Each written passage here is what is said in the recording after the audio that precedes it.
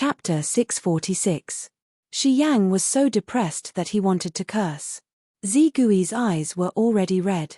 He did not dare to look at Miss. For this case, Miss almost gave up everything and stood here with the determination to die. But this was the result she was waiting for. Why? She hated it so much. Zimo glared angrily and breathed quickly.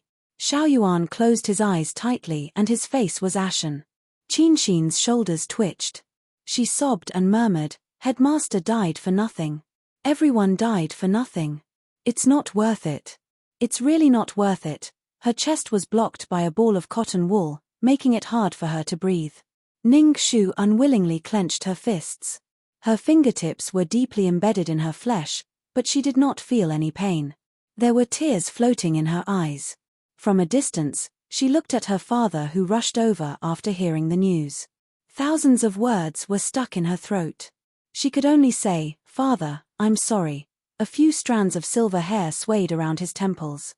Separated by layers and layers of people, Ning Deyuan lovingly waved his hand at her, just like he had done countless times when they were children. His eyes were red as he smiled, as if he was saying, "Silly girl, why are you crying? Your mother won't blame you. Even if we go to hell together, what is there to be afraid of?" Ning Shu's eyes shook. Finally, a drop of tear fell from the corner of her eye. She was not reconciled. She really could not swallow this. She had done everything she could, but she could not control the outcome. Was there really no other way? Was there really no other way? When Yong Chengwei pretended to put the shackle on Cao Zhengwei's neck, he slowly got up and deliberately walked past Ning Shu. At the moment when he passed by, Cao Zhengwei raised his drooping eyes and coldly glanced at her. It was as if he was mocking them with extreme disdain. He was laughing at them for running around for days and even risking their lives. In the end, wasn't it all for nothing? He was laughing at them for trying their best. In the end, what could they do to him? Setting things right was just a joke in front of the ultimate power. Ha ha ha ha. Ning Shu's heart surged and her blood boiled. After Cao Zhengwei finished mocking him, he still lowered his eyes and put on a regretful face. Under Yong Chengwei's custody, he slowly walked back to the Meridian Gate. Just as the Meridian Gate opened, a deep and cold voice suddenly came from the sky on a spinning mechanical kite. Along with the person's fluttering black silk clothes, the person slowly descended to the mortal world. That voice was cold and languid, and it carried boundless arrogance as it entered into the ears of everyone present in an unstoppable manner. "Wait, this king hasn't arrived yet, so how can you say that this case is closed?" Before the several thousand Yong Chengwei could even raise the boughs in their hands, the late guest had already lightly tapped the ground with the tip of his foot and landed lightly on top of the city gate tower.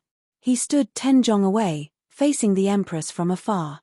Then, he cupped his hands slightly and said to the Empress, "Xiahou Qing, Crown Prince of Nanping, greets the Empress." Behind him, Ju Sai and the others flew down from the other 2 kites. They held their blades in both hands and surrounded Xiahou Qing in the middle, protecting him tightly. It's him. She didn't see wrong. He really did come. The moment she saw that figure, Ning Shu's gaze couldn't help but be fixed there. It was hard to look away. "Xiahou Qing, you didn't tell me in advance that you were coming." But her heart calmed down quietly, and her lips curled up into a smile that was as smooth as spring. She knew that he wouldn't let her face these demons and monsters alone. He would fight alone. When she saw him, Empress Cao could no longer maintain her last mask and almost tore it apart. She leaned to the side to avoid Wn Min's curious gaze. She looked at him with a poisonous gaze and said, "Xiahou Qing, you also want to shed all pretense of cordiality with this empress." Xiahou Qing chuckled. After a few flashes of lightning and thunder, the dark clouds above his head that had been brewing for a long time finally drew their curtains.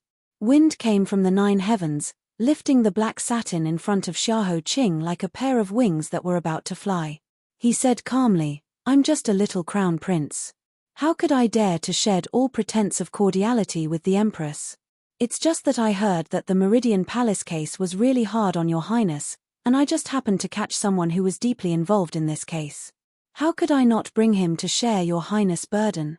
This person is the mastermind behind today's missing children case and is also an important witness in this case. I really can't not see him. Sir Duan, please. Ju Sai and the others parted to make way for the person with the bamboo hat at the very back. When the hat was taken off, his hair was stained with frost and dried tree bark was revealed. Ning Shu was shocked. It was actually an old acquaintance of theirs, the godly Dr. Duan Chang Feng, who had once saved her life. Duan Chang Feng's old eyes, which had been muddled by the wind and sand outside the Great Wall, looked around at Xifang City. First, he saw Ning Shu and the children below the city gate tower. He smiled slightly, then looked away and coldly looked at the others. He opened his mouth and said, "The way of the world is evil, evil like ghosts. In the past, when I said this to my old friends, they laughed at me for being too extreme. Mingzhen, now that you open your eyes and look, there are demons everywhere, you will regret it." He tore off his grey robe, revealing his shriveled body and the hundreds of fire balls tied around his waist. He laughed wildly and said, "Do you see this? What are these on my body?" Back then, a total of 346 people from the Zhao clan died. Now, I have 346 Thunderfire pills strapped to my waist. I only need to lightly light a spark, and everyone standing within a radius of 3 li will follow me to the underworld to see Ming Zhen, whom I haven't seen for a long time. Chapter 647. Originally, I wanted to perish together with you, but you should really be glad that someone dispelled this idea for me. Duan Chang Feng smiled, looked at Xiahou Qing, and then glanced at Ning Shu. He raised his head and looked at the black clouds hovering above his head, as if he was thinking of an old person he hadn't seen for a long time. He took a deep breath, took off the thunder fire pill, and threw it on the ground. Then he turned around, revealing his back that had long been bent by the wind and sand to the world. He closed his eyes and said in a clear voice, "Bring me a fire." Ju Sai lit a torch and slowly burned it on his back according to his instructions. The yellow and skinny skin on his back slowly turned yellow under the flickering flames. Beads of sweat appeared on Duan Chang Feng's forehead. He clenched his teeth and resisted the inhuman pain with all his strength. Everyone felt their hair stand on end. They didn't know what he wanted to do. Roasting his own skin with fire, was this person crazy? The next moment, they saw the red skin on his back gradually change color, and black lines appeared one after another. More and more black lines appeared, and they gradually connected together to form a dense set of words. Ning Shu looked at this scene in shock, and her heart was filled with mixed feelings. She couldn't bear to look away. When all the words appeared, Ju Sai quickly took the torch and picked up Duan Chang Feng, who had almost fainted from the pain. "Mr. Duan, are you okay?" Duan Chang Feng waved his hand weakly, as if he had just been fished out of the water. Then, he placed his hands on the wall, trembling as he supported his hunched waist little by little. Then, with all his strength, he shouted to the world in a hoarse voice, "Haven't you always wanted to ask where the real account book is? Open your eyes wide for me. Ha ha ha ha." He laughed loudly, and his laughter was carefree and tragic. "Cow, you personally sent people to destroy the real account book, and destroyed all the evidence related to you. Since then, you think you can sit back and relax, and completely wash your hands of this case? You didn't expect it, did you? Every word in that account book has long been engraved on my back. For so many years, I carried it on my back as I walked, leaned on it to sleep, and carried it to live in the human world. Every day was painful and unbearable. I left my home and lived like a walking corpse, waiting for the day when your crimes would be exposed to the world. Look, all of you, open your eyes wide and look carefully. Watch how ghosts put on human skin, watch how loyal officials are forced into a dead end, watch how power covers the sky with one hand. The moment this human flesh account book appeared, the real ending of this case was destined. The indignant shouts of the people almost overturned the entire Meridian Gate. Seeing that more and more people broke through Yongchengwei's blockade and surrounded the gate tower, Cao Zhengwei's knees went soft and he fell to the ground like mud. The result was obvious. There was only one way in front of them. Empress Cao reluctantly and tearfully made the decision to behead Cao. When a head fell to the ground, the shocking case that had lasted for 10 years finally came to an end. The heavy rain that had been lingering and brewing in the sky finally fell down like a sigh, soaking the hot blood on the ground and slowly melting into one place. At this point, the people were finally satisfied, and they all went home to hide from the rain after being driven by the soldiers. Looking at Cao Zhengwei's scattered body and head, Cao Huayu knelt down and cried bitterly. The rest of the people watched silently and sighed. With tears in her eyes, Qinshin murmured, "We took revenge, didn't we? Yes, we finally took revenge for our father. Headmaster, did you see that? We did it, we really did it." Several children hugged each other tightly and cried loudly. 10 years, it was really too long. It was so long that they couldn't remember what the man called Zhao Mingzhen looked like. They only vaguely remembered that he was very thin, no different from the skinned withered branches on the roadside. He bent down with a sad face and picked them up from the dry riverbed and the fields full of corpses one by one. He held them in his thin arms, saving his own rations and giving them a life. His home was also very shabby and empty, which was not at all like what was described in the drama. They lost their father, but they had a home again on the day they met him. It seemed that he had raised them for less than half a year, and some of them were even raised for 2 or 3 months, or 10 days. But the time of ants was too short. They could only remember one thing and one person in their life, and that was enough. Chapter 648. It was a heavy rain, even heavier than the day the imperial mausoleum collapsed. It was so heavy that the entire capital was floating on the surface of the water. The people who had witnessed the entire show licked their lips as the rain fell. They held their heads in their hands and left in groups, calling out to each other. Liu Laosan and Zhu Huanyang, who thought they were going to die, were stunned for a long time. They hugged each other and cried with joy. They pulled their silly son and ran for their lives. However, they were knocked over by the crowd and their arms were broken. They rolled on the ground and cried like wild dogs. It was like a farce. When the people dispersed and the song ended, Empress Cao looked at the head soaked in the dirty water. She closed her eyes and said in a low voice, "Are you satisfied? Now that my only brother is dead, are you satisfied? Shu, go." Ning Deyuan was anxious and subconsciously pushed Ning Shu out. "Father." Ning Shu's heart tightened. She hurriedly signaled Zi Gui and Shi Yang to escort the children away. However, it was too late. Empress Cao opened her eyes again. Her eyes were as violent as a devil's. "Come, surround this place. If you want to leave, you must die." 6,000 Yongchengwei obeyed the order and sealed the Meridian Gate. They surrounded Ning Shu and the others like dragons and snakes. They pointed their swords at them. Thousands of archers quickly climbed to the top of the gate tower. They drew their bows and aimed at them from all directions. They really couldn't escape even if they had wings. Hundreds of arrows pierced deep into her eyes. Ning Shu's heart beat like a drum. She raised her arms to protect the trembling Xiaoyuan and the others behind her. "Empress, you can't." Today, the reversal of the Meridian Gate case shocked the world. In a few days, it will spread throughout Zhozhou. If we clear Zhao Daren's name and lose our lives here, you will become a terrible person in the eyes of the world. Then your action of putting righteousness before family will be completely wasted. Empress, please reconsider. However, Empress Cao had fallen into extreme anger. She lost all reason. She angrily said, "Who said I can't? Just now, you used the tens of thousands of commoners as your support, used their mouths and eyes to oppose this consort. You forced this consort to personally order the execution of her own brother. Do you know how much pain that was? Seeing my own blood relative being beheaded and dying in the Yellow Springs, my internal organs are dripping with blood and my flesh is being cut off. Ning Shu, Xiahou Qing, why did you force me to this point? Now that everyone has left, the sky above the Meridian Gate is empty and quiet. We are the only ones left.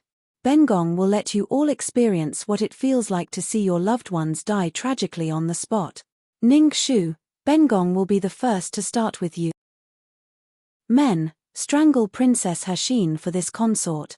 Cai Bin, the Empress' trusted maidservant, accepted the order and immediately removed the screen in front of her, revealing the frail and weak figure that had been hanging on the beam long ago in front of Ning Shu. Her eyes were closed, her hands were hanging down, and there was a white silk around her neck. Apart from the slight rise and fall of her chest, there was no other sound. Only her feet were supported by someone. There was no doubt that once the last bit of support disappeared, He Xin would die on the spot. The moment he saw He Xin, Ning Deyuan's eyes turned red. He pulled out the old sword that hadn't seen blood for more than 10 years and crazily rushed into the crowd. "You dare! Let go of my wife, let go of my daughter. This old man will fight you today." Chapter 649. Even if Ning Deyuan was skilled in martial arts, how could a single person fight against an army of 10,000? Even if he had Xiahou Qing's help, there were too many people, too many. Ning Shu's eyes were filled with tears as she watched him fall into Yongchengwei's hands. On the city gate tower, Empress Cao looked up to the sky and laughed happily. "I was just thinking about what excuse I should use to sentence you to death to shut the mouths of the world. Now that you've taken the initiative to come to me, it saves me a lot of effort." The Ning family of the Duke's public house offended their superiors and attempted to assassinate me. They are guilty of the most heinous crimes and should be executed. Cao Huayu held Cao Zhengwei's head and shouted crazily, "Aunt, kill them all and send them to the underworld to be buried with my father. Kill them." Yongchengwei raised his sword high. Ning Shu's face was pale. The rain had already drenched her body so early in the morning. Her mind was cold and there was only fear left. "No, let him go. Empress, the one who disobeyed you is me, the one who became your enemy is also me. I beg you to kill me, don't touch my father." "Kill you? Ha ha ha, wouldn't that be too easy for you? I want to keep your dog life and your eyes. I want to let you watch your family die one by one in front of you and let you have a taste of the world's greatest sorrow." Empress Cao waved her sleeves and was about to execute them on the spot when she saw her trusted aide, Cai Kun, whisper a few words in her ear. Empress Cao's eyes changed and she suddenly changed her mind. She laughed with great interest. "That's an interesting idea. I'll listen to you. Guards, bring the traitor Ning Deyuan up." She stood on top of the tall city gate tower and looked down like a ruthless god of death. She smiled coldly and maliciously. "In consideration of the matter 25 years ago, your mother also made a great contribution, so this empress will be lenient towards your Ning family. Ning Shu, watch carefully. Right now, standing on the left side of this consort is your father, and on the right side is your mother. Between the two of them, this consort must take the life of one of them. This consort will spare the life of the other. Kill him or kill her, it's your choice." A sudden clap of thunder from the horizon penetrated her ears and into her skull. Ning Shu's head buzzed. The heavy rain brought her back to the dark night where there was no daylight. It made her taste the feeling of not being able to live but not being able to die again. Pain, pain, pain, pain, pain, pain, pain. The wounds all over her body that were about to heal were torn open again. Every one of them was painful. It was so painful that her limbs were numb. She fell into the muddy rainwater. She held her temples and shook her head furiously. No, no. She couldn't make a choice. She didn't want to make this choice. No, don't choose. It's rare for this consort to be lenient, but you don't know how to cherish it. Then this consort will have a headache. What should I do? This consort will give you 10 more seconds. If you still can't make a decision, then this consort will have no choice but to kill both of them. Listen carefully. 10, 9. Voice after voice lingered in her ears like a demon. It was like an invisible giant hand was laughing nastily and pushing her step by step to the edge of collapse. Ning Shu almost went crazy. She desperately closed her eyes and covered her ears. It was as if she didn't listen or see, she could pretend that this nightmare didn't exist. But could she avoid it if she didn't listen or see? That silent countdown followed her like a shadow in her heart. The wild laughter forced her to a dead end. Her father's tears, her mother's weak breathing. No matter which one she chose, she was destined to fall into hell forever and turn into ashes. Good Shua, father is useless and can't protect you and your mother. Ning Deyuan's eyes were red as he shook his head. He couldn't bear to see his precious daughter fall into such a painful struggle. You don't have to make this choice. Father will make it. He slammed his head into the saber of the guard next to him, preparing to kill himself. The guard dodged in time and used the back of the saber to chop him to the ground. Father, don't. Ning Shu was already sobbing. Her eyes were completely red and she seemed to be in a daze. Father, don't choose. I'll choose, she murmured. Suddenly, she snatched the soft sword from Zigui's hand and held it across her own neck. Then in front of everyone's shocked gazes, she slit her own neck. She weakly lay in the cold rain. Bright red blood rushed out and dyed the cold rain red. Zigui's sorrowful cries filled the sky. Ning Deyuan's eyes almost split open as he fainted on the ground. Empress Cao laughed happily. Does it hurt? Pain is right. This consort wants to feel the same as you. No, that's not enough.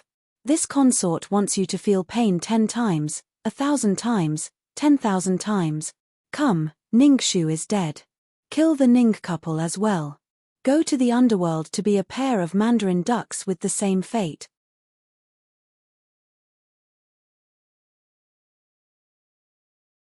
Chapter 651. With a strange cracking sound, the person standing in front of the dignified mother of the Great Yu Empire changed his appearance, turning into a 7-foot 8-inch tall young man. Xiahou Qing slowly smiled and said, Hui Mo, how dare you be so rude in front of the Empress? Why don't you quickly apologize? Hui Mo embarrassedly scratched his head and hurriedly said yes. Then, he tightened the white silk and pushed it to the front of his shizi. Xiahou Qing slightly smiled and said, Empress, swords have no eyes. If they accidentally stab you, it will be a sin. I think it's better to retreat first. What do you think? Empress Cao's mind buzzed and a huge amount of anger accumulated in her chest. She almost spat out a mouthful of blood. So you guys planned this all along. Then, Ning Shu Empress, why did you call this little girl? This little girl will listen to your orders. A crisp voice slowly climbed up from the ground. She looked at the dirty water and dazzling bright red on her body with disgust. But now, she didn't have clean clothes to change. What else could she do? Endure it. No. Die. Ning Shu blinked at Zigui, Qinshin, and the others who were still in shock. Then, she lifted her wet skirt and passed through countless swords that didn't dare to move. She climbed up the city gate tower. It's too lonely to walk on the Yellow Springs Road alone. How can I bear to part with Niang Niang? Moreover, Empress rarely has such an elegant mood. If this little girl doesn't cooperate with Empress to finish the whole play, it will be too unappreciative. Now that the play is over, Empress, are you still happy? If you are, please order the brothers to open a path for us so that we can go back and take a hot bath and change out of these dirty clothes. The taste of chicken blood and dog blood is really not very good. Empress Cao's eyes almost split open. Do you think that by holding this Empress hostage today, you can leave here safely? Don't forget that all the land under the sky belongs to the Emperor. All the people on the shore of the land are the Emperor's subject. As long as you're still alive in this world, even if you're at the ends of the earth, this consort will capture you and tear you apart. She did not believe that Ning Shu and the others would dare to touch a single hair on her head. Otherwise, the tens of thousands of Yongchengwei in the capital would instantly rush into the Duke's mansion and Prince Nanping's mansion and kill everyone alive, regardless of whether they were old or weak. Ning Shu sighed and said, That's right. Everything under the heavens belongs to His Majesty. Compared to Her Majesty the Empress, my daughter and the others are as weak as ants in the mud. You can pinch us lightly and we will die without a burial place, just like the many people whose lives and deaths have been controlled by you in the past. It's just that Your Highness hasn't suspected anything since just now. Why hasn't Your Highness the sixth prince, whom you trust the most, come to help after such a big commotion at the Meridian Gate? Cao Zhangwei had lost his mind the moment his head fell to the ground, but Ning Shu's reminder quickly came back to her. Her face suddenly changed, and she suddenly shifted her gaze to the magnificent and silent towering building. What did you do? Other than scheming against this consort, what else did you do? Xiahou Qing said casually, Nothing, we just came to save Her Majesty.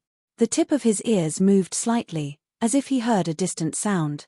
The corner of his mouth curved slightly. It seems that someone will come to summon Your Highness back to the palace later. Please, Your Highness. As expected, after a short and long time, a red horse galloped out of the palace, carrying a freshly made bright yellow imperial edict and the anger of the emperor who had just woken up. He said in a clear voice, Empress Cow deceived her superiors and concealed her mother's family, causing a great disaster. She even wanted to do harm to the true dragon and bring disaster to the country. Empress Cow is immediately escorted into the palace to await Your Majesty's punishment. This insufferably arrogant mother of the nation's feet swayed, heavily leaning against the wet railing at the side. Her most precious phoenix hairpin accidentally slipped out of her piled-up black hair, smashing into the muddy rainwater 30 jong below, breaking into 2 halves. Demon Empress brings disaster to the country. These 4 words were engraved on the stone tablet for 10 years.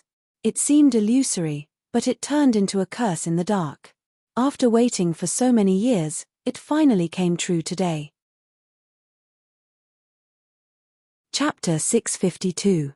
When the 6,000 swords and sabers hesitantly fell, the Iron Knees knelt down one by one and lowered their proud heads. The corner of the bright yellow phoenix robe completely disappeared from the meridian gate. The messed-up abacus returned to its original position. Everything finally returned to the right path. Qinshin and the others looked like they were laughing and crying at the same time. Xiaoyuan's wound was soaked by the rain and he fainted. Duan Chang Feng hurriedly helped him up and found a place without rain to treat him. Under the meridian gate, Tan Siwei silently raised his head to look at the 2 incomparably matched figures on the gate tower. He then lowered his head to look at his useless hands that couldn't even truss up a chicken. From Cow Hu's revolt until the dust settled, not only did he fail to protect anyone here, he had completely become a burden to Ning Shu and the others. So even though he was hot-blooded, he was still a useless scholar. How could he take over Xiahou Qing's task of taking care of Shu Er? Not worthy, not worthy. He laughed self-deprecatingly and shook his head. He gave Duan Chang Feng a hand and together they carried Xiaoyuan to the corridor. Separated by a distance of 3 jong, Ning Shu stared unblinkingly at Xiahou Qing in front of her. Counting her fingers, it had only been a few days since she last saw this person, but she suddenly felt as if it was a lifetime ago. His figure was deeply reflected in her amber eyes. Looking at his jade-like face and the warmth on his lips, she felt a wave of anger in her heart. She was angry that this person had a heart of stone and didn't show his face in front of her. But looking at his frosty thin lips, she didn't know why she couldn't be angry. So she curled her lips and said, after Hui Mo left last night, there was no news of him. So it was you who sent him to sneak into the celestial prison and pretend to be my mother? Yes. After I learned that Princess He-Shin was locked in the celestial prison, I sent people to secretly look for a way. It wasn't until last night that I made a foolproof plan. I ordered Hui Mo to disguise himself in the prison and swap out your mother. Right now, Princess He-Shin should have been properly sent back to the Duke's mansion by Tian Wen. You will be able to see her when you return. She asked again, then how did you know that the person hiding behind the scenes was Sir Duan? Qian Dongbao. Did you purposely let that little fatty go? The first time Qian Dongbao escaped in front of your eyes, he was caught by Juicy. At that time, Juicy sprinkled tracking powder on him. The powder is colorless and odorless, so even the sharpest person would not be able to detect it. However, it can be caught by a bird called the birds of bliss. It was also because of this that we were able to follow the vine to the melon and find the Zhao family's old residence. It's just that it's difficult to change a 10-year obsession. It took me a long time to meet him in person and convince him to change his mind. This is also the reason why I couldn't contact you in time. I didn't mean to hide it from you. His voice was low and deep, neither hurried nor slow. It was rare for him to be gentle and patient, as if he was thinking of a way to coax her not to be angry. Ning Shu didn't want to accept it. If she was so easily coaxed by him, wouldn't it be too embarrassing? So she continued to put on a straight face and said, "You were the one who caused His Majesty to wake up. How did you do it? The imperial harem is impregnable. If you want to fish in troubled waters, You can only do it with your wits. Empress Cao is indeed powerful in the imperial harem, but her only flaw is that the sixth prince, Xiao Yuni, whom she regards as her biggest bargaining chip, has a biological mother. And this seemingly weak and low-key Yin Jiaoyi is not as desireless as she looks on the outside. As the saying goes, the enemy of an enemy is a friend. How could she refuse such a deal that has many benefits and no harm? In addition, the 13th princess secretly helped Sir Duan to successfully bring him into the palace. After treating His Majesty, he immediately disappeared without a trace. Only after the incident at the Meridian Gate is over and His Majesty wakes up can we set things right. Treacherous. Xiahou Qing slightly raised the corner of his mouth. Didn't Little Shu also use the fourth prince openly? She joined forces with several courtiers to lead troops to attack the Dragon City Guards, which greatly restrained them. Because of this, I was able to smoothly carry out my plan on my side. So, we are the same. Ning Shu silently rolled her eyes and finally asked the last question. What if I didn't receive the message you sent and was forced to commit suicide in a moment of desperation? What would you have done? Xiahou Qing frowned and said unhappily, don't even think about it. If I wanted to hurt you, I would have to die first. You are the one who is wasting your time. You still have a lot of time to enjoy and waste. Don't talk about death. Chapter 653. Pleased by Xiahou Qing's obvious anger, Ning Shu curled the corners of her mouth. The awkwardness in her heart dissipated by half. She crossed her arms and snorted, then the person who has been following me these past few days is you, right? Hearing the slight anger in her voice, Xiahou Qing shook his head helplessly. Haven't you already guessed it? Ning Shu asked knowingly, why are you following me? Xiahou Qing's lips moved. For a moment, he was stuck in place, not knowing how to answer. Seeing that he didn't answer, Ning Shu became anxious and asked again, hey, I'm asking you, why are you following me? Xiahou Qing's heart flowed with a light sigh. He really didn't know how to tell her the most painful struggle and entanglement in his heart. What should he say? In this doomed whirlpool of death, he didn't want her to be involved in it at all. But every time he made up his mind to push her away, he was the one who couldn't control himself. How should he put it? He clearly knew that being indecisive would only harm her, and being indecisive would only lead to trouble. Even if he was extremely reluctant, the most rational thing to do was to completely remove this malignant tumor from her life. But before the knife had even landed, he was already in so much pain that he was covered in cuts and bruises. What should he say? Even if there were 1,000 words in his heart, he couldn't say them out loud. The wind and rain came as usual. It was a rare coolness in this hot summer. But Ning Shu was soaked, as if she had been fished out of the water. Being blown by the wind from the tower, she couldn't help but sneeze. Xiahou Qing's eyebrows moved. He untied his cloak and waved at her. Ning Shu curled her lips and didn't move. Xiahou Qing's finger was still in the air. It seemed that if she didn't come, his hand wouldn't let go. She didn't move, and he also didn't want to move. The two people stood there like wooden statues until Xiahou Qing sighed and said weakly, Xiao Shu, come, I can't see you. Ning Shu suddenly let out a painful groan from her throat. She staggered and spat out a mouthful of hot and fishy liquid. The liquid splashed onto the ground like heavy rain. Xiahou Qing's face stiffened. He hurriedly threw away his cloak and ran towards her. He held her waist that was falling down like a feather. He almost panicked. He stretched out his sleeve to wipe the blood from her mouth. But because he couldn't see it, he didn't wipe it clean. Instead, he smeared her chin. What's going on? Where are you hurt? Did the officials take the opportunity to hurt you? I want them to pay with their lives. Huemo. No, Mr. Duan, why are you still in a daze? Go and ask Mr. Duan to come here. Ning Shu looked at him in a daze. For a moment, she was stunned. In her impression, this person was cold, cruel, awkward, indifferent, vicious, and unmoving like a mountain. She seemed to have seen all kinds of things. But now, it was the first time she saw such a loss of self-control. Even his hands were trembling. If his eyes could see, they must be covered with blood vessels. Hearing Ju Sai's hesitant expression, Ning Shu woke up and realized that her joke seemed to have gone too far. She hurriedly confessed, No, I'm fine. It's really nothing. This is not my blood. It's the bag of chicken blood that you sent to me to act. I wanted to use it to scare you. It's a joke, a joke. As his face changed, her voice became lower and lower. She muttered, Who told you not to tell the truth just now? Scare me?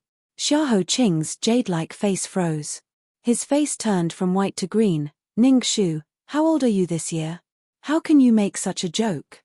You're simply. He was so angry that he wanted to raise his hand to slap her. His hand was already in the air, but in the end, it didn't fall down. He pulled back his sleeve and left her on the spot. He turned around and left. Hey, don't go. Ning Shu called. Xiahou Qing didn't look back. Ning Shu said angrily, If I don't do this, how would I know that you still care about me? Xiahou Qing's footsteps stopped in the air. Chapter 654. Looking at his tall back, Ning Shu stood up and said, To tell you the truth, my memory has recovered. To be more precise, the last 2 days in Whitehorse Village have been slowly recovering, so I know all the things you wanted to hide from me. I also guessed your little tricks. I didn't say anything because I wanted to see what you would do. In the end, you really didn't tell me anything. The 100 needles in her heart began to stir, rolling and stirring, making her sad, angry, and heartbroken, making her sour, depressed, and restless. Thinking of this, her heart became sad again. She wanted to throw a tantrum, so she repeated, You didn't tell me anything. Hearing the hidden trembling in her voice, as if she was trying hard not to cry, Xiahou Qing's heart suddenly softened. His throat slid, and the tiptoe he raised fell back to the ground. He slowly turned back and walked towards her, whispering, I'm sorry, it's my fault, I didn't tell you. Also, I'm sorry, I'm dying. Her guess was true. Ning Shu's heart suddenly throbbed with pain, and the tears in her eyes finally overflowed. Fortunately, the rain outside was too loud, and the water vapor was too heavy, covering a lot of it. She looked away and blinked fiercely. How much longer? 3 months is always enough. Ju Sai looked up at him in surprise, but didn't say anything. Ning Shu said, The truth. Xiahou Qing nodded, yes. Ning Shu still didn't want to believe him. What if you lie to me? Xiahou Qing said, Then let me owe you a debt for the rest of my life, like an ox or a horse for you to drive. How about that? Ning Shu nodded, That's more like it. She wiped the fake blood off her face, bit by bit, and took a deep breath in the rain. She stiffly raised the corner of her mouth and pretended to be relaxed. 3 months, that's 90 days, 1,080 hours. That's not too little. Xiahou Qing also laughed. Yes, I'll be able to make it in time for your 17th birthday. I'll definitely prepare a generous gift for you then. Ning Shu raised her eyebrows and questioned, Then why did you try to push me away and push me to Tan Shaoqing? Who do you think Ning Shu, Could it be that it had to be a man? If you're going to die, I'll just replace you with a new one. I don't care who it is. You're looking down on me too much. The more she spoke, the angrier she got. She turned around and left. Xiahou Qing flew over and grabbed her wrist tightly, pulling her into his arms. I regret it. He apologized. I've never looked down on you. It's just that after knowing you, I realized that I was as timid as a mouse. I'm afraid that you won't have a good life in this world after I die. But, Xiao Shu, I regret it. The suppressed tears finally couldn't help but fall down her cheeks. Ning Shu wiped her red eyes with her sleeves and gritted her teeth. Xiahou Qing, Ning Shu, am not as weak as you think. If I, Ning Shu, like someone, even if I can only spend a moment with him, I'll have no regrets in this life. If I don't like him, even if he's a celestial being, he'll have nothing to say. Let's make a promise, she said. Before you die, I won't care about any other man except you. We'll live well for the next 3 months. But if you die after 3 months, I'll be sad, but I still have a long life ahead of me. I won't die for you. I'll be sad for half a year at most. After that, I'll definitely forget about you and continue to investigate my case. I'll find a good man to marry and be his wife, the mother of my children, and the grandmother of my children's children. I'll enjoy my life. When I die of old age, I'll go to the Yellow Springs and tell you how wonderful and interesting my life is. When the time comes, don't be too jealous." Xiahou Qing hugged her trembling body. "Then I'll wait for you on the road to the Yellow Springs to show off to me. Don't come too early. At least 83 years, remember?" She grabbed his sleeve. "Deal. Deal." Chapter 655. Inside the Fu Ning Palace, the heaven-choosing emperor, who had been bedridden for half a month and almost caused chaos in the imperial court, finally woke up and returned to the golden dragon throne. His face was pale, and his eyes were filled with disdain. He coldly looked at Empress Cao, who was 10 meters away from him. His face was pale, but his eyes were bloodshot. He glared fiercely and said, "My good Empress, during this period of time, I was seriously ill and bedridden. It was all thanks to my good Empress's careful care that I was able to recover from my illness. You are truly worthy of being my first wife for several decades. How can I thank you, Empress?" Empress Cao stood alone in the middle of the empty Fu Ning Palace hall. Imperial bodyguards armed with swords surrounded her in the center as per the emperor's orders. Her trusted aides had all been taken away before she entered the palace. This kind of Empress Cao no longer had her former majesty, grace, and insufferably arrogance. Instead, she actually showed a bit of frailty. She lowered her head and murmured, "First wife, so your majesty still remembers that I married into the prince's mansion at the age of 16 and cut off a section of my hair to be entangled with you for the rest of our lives. More than 30 years. Originally, this concubine became your wife, became the imperial concubine, and then became the empress of this great Yu dynasty. It has been so long that you have also become old, and I have also become old. It seems like this lifetime is about to pass. Don't put on such an act in front of me. For so many years, Jin has cared about our old friendship and tolerated you time and time again. No matter what you did, Jin still turned a blind eye to you and gave you preferential treatment. But what did you do? Tell me, what did you do?"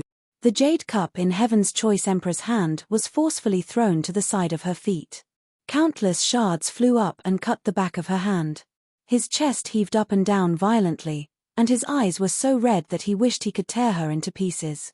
"You drugged me, controlled the court, sheltered your relatives, and plotted a rebellion. You're a hen in charge, disgraceful and deranged, and destroyed my Xiao family's empire. These crimes should be enough for you to die 1,000 times, but you even killed Kai Su." "Kill Kai Su?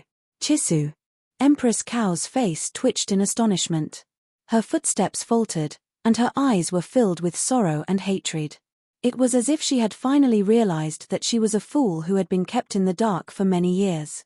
She raised her head mockingly, as if she was crying and laughing at the same time. "I thought that your majesty had abandoned that crazy woman, Madame Jiang, in the cold palace for so many years. You didn't even go to see her once and never mentioned her to anyone. I didn't think that it was all fake." "It was all fake. All of this was a show you deliberately put on for me to see, right? Is that so? It's funny that I thought you had already let go of her. It turns out that you were lying to me. All these years, you've been thinking of ways to protect that bitch." "Shut up." Heaven's Choice Emperor angrily pointed, "This emperor will not allow you to humiliate her like this. Guards, if the empress dares to slander Jiang Fei again, immediately slap her 50 times. Empress Cao was completely enraged. She sneered and said, "You won't allow me to humiliate her, so I will humiliate her. What can your majesty do to me? All these years, how many times have I humiliated her? Why did your majesty not say a word all these years, but now you're making decisions for her? Who are you putting on this show for? That bitch has already gone to the Yellow Springs. I want to ask your majesty, since your majesty is calling that bitch's name so intimately, does your majesty still remember this concubine's name? The name that you haven't called for over 20 years, the name that you have long forgotten." Chapter 656. She thought that when the man in front of her heard her question, he would at least be moved. Even if it was just a tiny bit, it would at least make her stubbornness for so many years not seem so laughable. Unfortunately, there was none. This man who had once shared a bed with her and whose life was intertwined with hers impatiently said, "Empress, don't take Zhen's patience as indulgence. Zhen did not directly kill you because of our past friendship. If you continue to speak nonsense, don't blame Zhen for being ruthless." Friendship. Empress Cow smiled bleakly. She felt cold from the inside out, leaving behind only sorrow. What friendship? It's all bullshit. Do you think I don't know? Back then, you only married me for the sake of Empress Xiao Ju to control the court. The Ju clan had no rivals at that time, and my cow clan was the only clan that could help you. Thus, you clearly didn't like me, but you still wanted to marry me and worship me in the Wang Fu as a Buddha. I knew everything, but I was stupid. I fell in love with you, so I deliberately covered my eyes and ears and acted like a fool. In fact, I knew that the one in your heart had always been her, Jiang Chisu. Thus, after you finally ascended the throne, the first thing you did was to invite her into the palace as a concubine to accompany you. Night after night, you spent so much time in bed with her that you forgot about home. Even when she and I were pregnant at the same time, you made that absurd suggestion that whoever gave birth to the eldest son would be the future crown prince. Simply laughable. The Great Yu dynasty had existed for 300 years. Which emperor would come up with such a preposterous idea when the empress was still pregnant and had not lost her virtue? You even secretly ordered the imperial physicians to concoct some tonic to help the fetus grow faster so that she could give birth to a prince before me. Xiao Mingcheng, Xiao Mingcheng, do you think I, Cao Wenyu, am a fool with your actions? The Heaven's Choice Emperor's expression suddenly changed. The topic that he had avoided for more than 20 years was finally brought to the surface. He clenched his fists, feeling as if his heart was being cut by a knife. So you knew all along. If you were dissatisfied, why didn't you say it at the time and secretly did those things? In the end, it caused me to lose 2 princes. 2 princes. The Empress's eyes were red and filled with hatred. The reason is simple. After knowing what you did, my heart that was covered with lard was finally washed clean, and I recognized you. You want her to climb to the highest position by stepping on me and my child's bones? I won't let you have your way. We admit that we do favor Chisu, but your son was stillborn. Even if you take your anger out on others, you can't change this fact. Your son is not destined to be a dragon's son. Chisu has never done anything to him. Empress Cow's cheeks were wet, and her bloodshot eyes were filled with endless hatred. How do you know she didn't move? If she hadn't deliberately sent someone to send me a message, how would I have been able to hear the intimate whispers and plans you guys had in bed? If it hadn't been for your messy matters, how could I have suffered such a huge blow when I was about to give birth, so much so that I was forced to give birth prematurely? That was the bloodline that I looked forward to day and night. That was a piece of flesh that was separated from my body and connected to my heart. It was ruined just like that. She fiercely clutched her chest and gasped for breath. Therefore, that unfilial son of yours, I must kill him. I want Jiang Chisu to suffer the most painful torture in this world. I want her to cry miserably in front of the railing of the cold palace every night. Shocked by her undisguised madness, the Heaven's Choice Emperor stood up in disbelief and looked at her as if he was looking at an evil spirit. You, Cao Wenyu, you are simply a lunatic. Someone come quickly. Empress Cow has been diagnosed with insanity. She has repeatedly committed treason and attempted to assassinate the emperor. From today onwards, she will be deposed and demoted to a commoner. She will be banished to the cold palace and will not be allowed to take a step out until her death. You want to cripple me? The fact that I didn't kill you is already my greatest benevolence. You want to cripple me? You actually want to cripple me? Ha ha ha. You put me in the cold palace to use the same method to take revenge on me for your true love, right? Ha ha ha ha. My good emperor, you really are the most infatuated emperor in this world. Empress Cow suddenly raised her head and laughed. She laughed until her face was full of tears. She laughed until the entire palace was creeped out. Then, her throat slipped and she suddenly spat out a mouthful of blood in front of the Heaven's Choice Emperor. A few drops of blood splashed on his face. The Heaven's Choice Emperor ordered people to wipe it clean in disgust. However, she was still laughing crazily until the guards surrounded her and prepared to take her to the cold palace.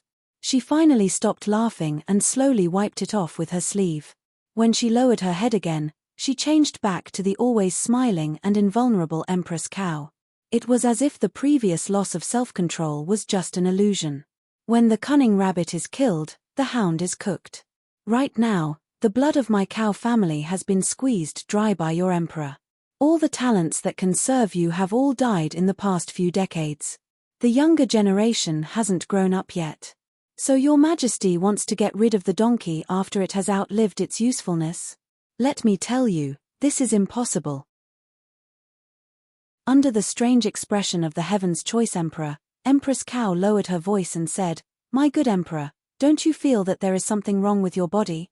Heaven's Choice Emperor suddenly felt uncomfortable. His 5 viscera and 6 bowels seemed to be on fire, burning his temples to the point of pain.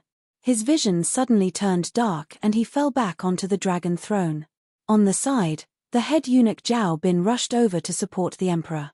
However, when he saw a blood-red plum flower petal on the side of the emperor's neck, he was startled and fell to the ground in horror. "What's wrong? Say something. What happened to me?" The Heaven's Choice Emperor opened his eyes with difficulty. Through the hazy shadow on the dragon throne, he saw the thing that suddenly grew on the side of his neck. He suddenly froze. "Cowsha, how dare you?" Empress Cow leisurely tidied up her loosened hair into a phoenix shape. Then, she lifted her bright yellow skirt and unhurriedly walked in front of the Heaven's Choice Emperor. "You didn't expect this, did you? For so many years, this thing has been in the hands of this concubine. Originally, this concubine didn't have the heart to use it on your majesty. Unfortunately, my husband, you forced me to do this."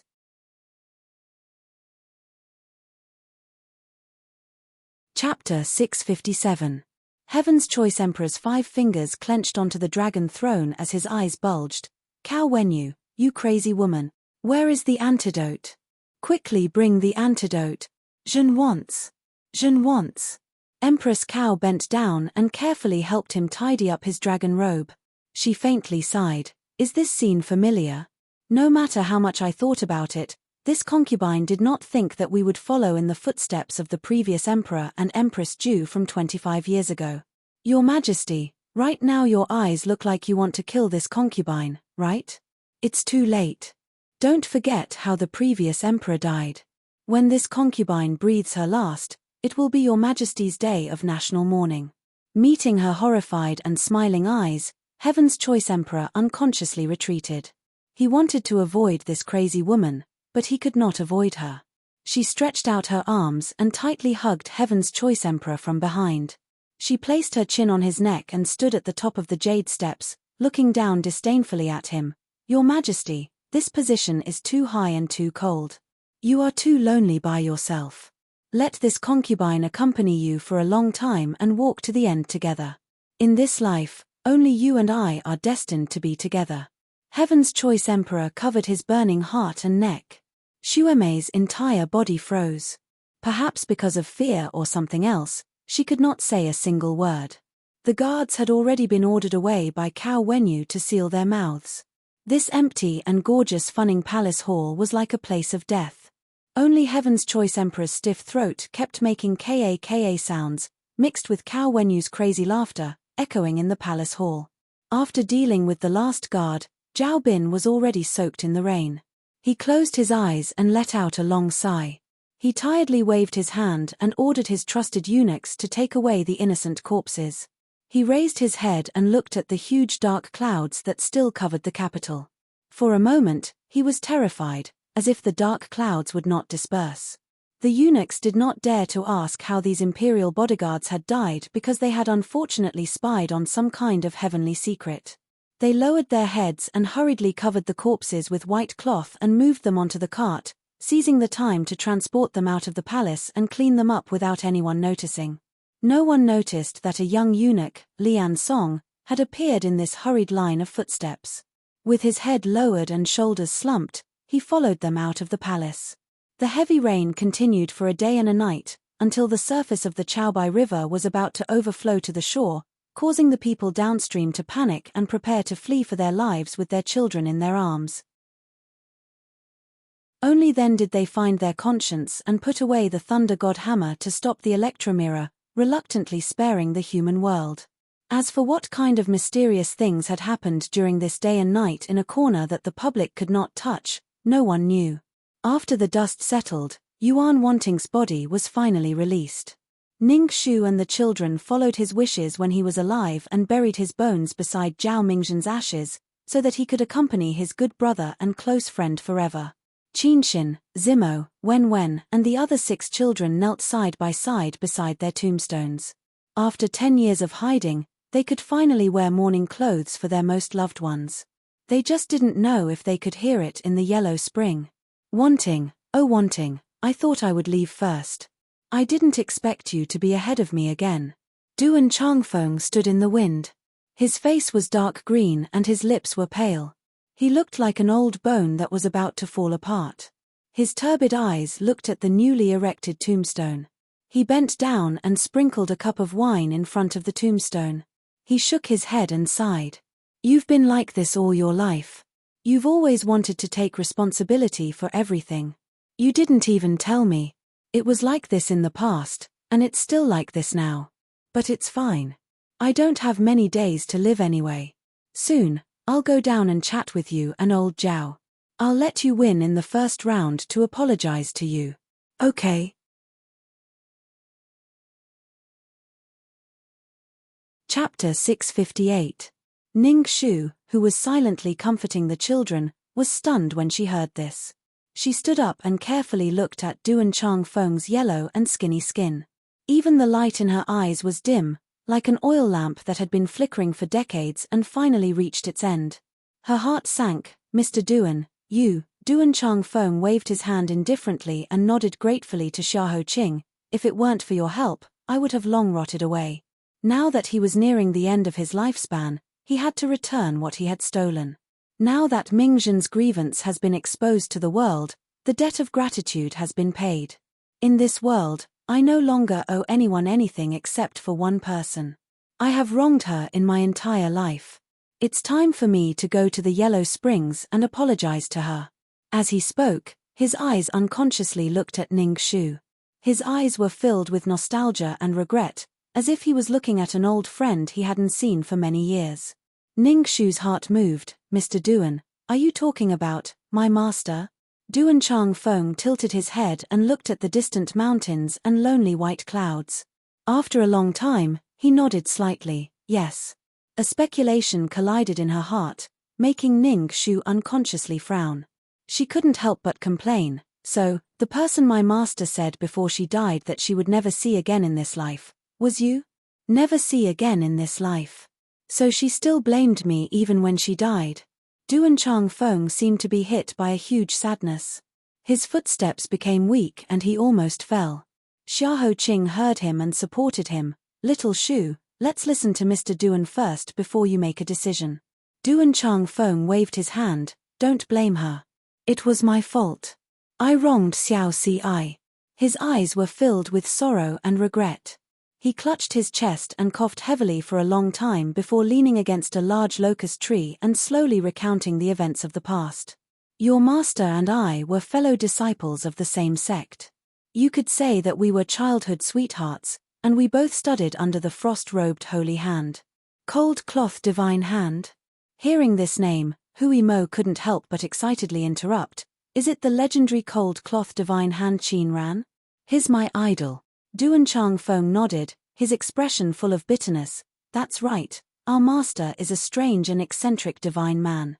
He is an expert in the art of divination, the Book of Changes, the 8 trigrams, curing diseases, and poisoning.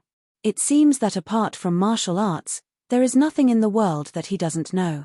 Even farming, cooking, and brewing tea, he can do something different from others. His greatest hobby in life is to study all kinds of techniques that he doesn't know how to master, and then after mastering them through a comprehensive study, he will show them off to us. Among them, the one he was most proud of was that he had developed a set of methods for investigating corpses and solving cases that were completely different from the collection of innocents. It was unprecedented. It could be said that he was an out-and-out old urchin. We were all picked up by him from the side of the road. He didn't have high requirements for us. He only asked us to choose any one of his skills to study.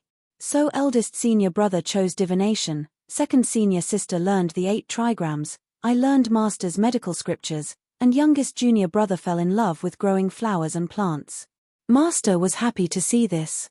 Only the art of investigating corpses and solving cases not only requires hard work, but also requires a naturally sharp root of wisdom, so no one practiced it until Master picked up Xiao Ci. Only then did he have a successor. At this point, every skill of his had a successor. Master was very happy and taught us almost everything. The only thing he forbade us to do was to go down the mountain and get involved in the secular world. If we violated this rule, we would be kicked out of the sect. He said that the secular world was too chaotic, and people's hearts were treacherous. Once someone with a weak mind got involved, they would be crushed to pieces.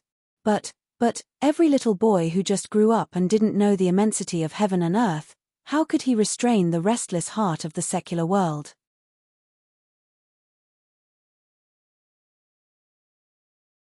Chapter 659. Thinking of the past, Duan Chang Feng's eyes lit up. It was as if every dying person couldn't forget and couldn't bear to look back on the young man who used to be as bright as the sun and wanted to compete with the sky. Seeing that the eldest brother and second sister had gone down the mountain one after another, my junior sister and I couldn't help but yearn for it. So we quietly left without saying goodbye and left the sect hand in hand to explore the world. We originally planned to go back and apologize to our master, but we didn't expect that the moment we stepped into the world, we were blinded and lost the date of our return. Xiao Ci was smart and had the demeanor of a master since she was a child. I was good at medical skills and helped her. Not long after we went down the mountain, we became famous by solving a strange case. Then one difficult case after another came to us. So much praise and worship piled up in an instant. For us who had just entered the world, we had no power to resist. Soon, we were lost in it and thought that there was nothing we could do in the world. After that, we came across that case. Ning Shu vaguely remembered her master's advice when she was a child. Mr. Duan, are you talking about the case where my master was almost killed by someone more than 10 years ago? My master had been brooding about that case for many years and warned me many times to be vigilant of people. Yes. At that time, we received a request for help. It said that a young girl was humiliated by a local squire and was forced to hang herself. As a woman, Xiao Ci was filled with righteous indignation, so she took the case. After some investigation, the squire was sentenced to death. Who would have thought that after the squire was beheaded, the girl who was supposed to be dead suddenly appeared and accused Xiao Ci of having an old grudge with the squire, so she bribed the girl to do this. Hearing this, Hui Mo was shocked and his eyes widened. Isn't this a case of a thief crying thief? You must have accidentally offended someone in the process of solving the case, so they made such a scene to kill you. What happened later? You weren't convicted, were you? Recalling that dark moment, Duan Chang Feng's eyes slowly became moist. He couldn't bear to look back.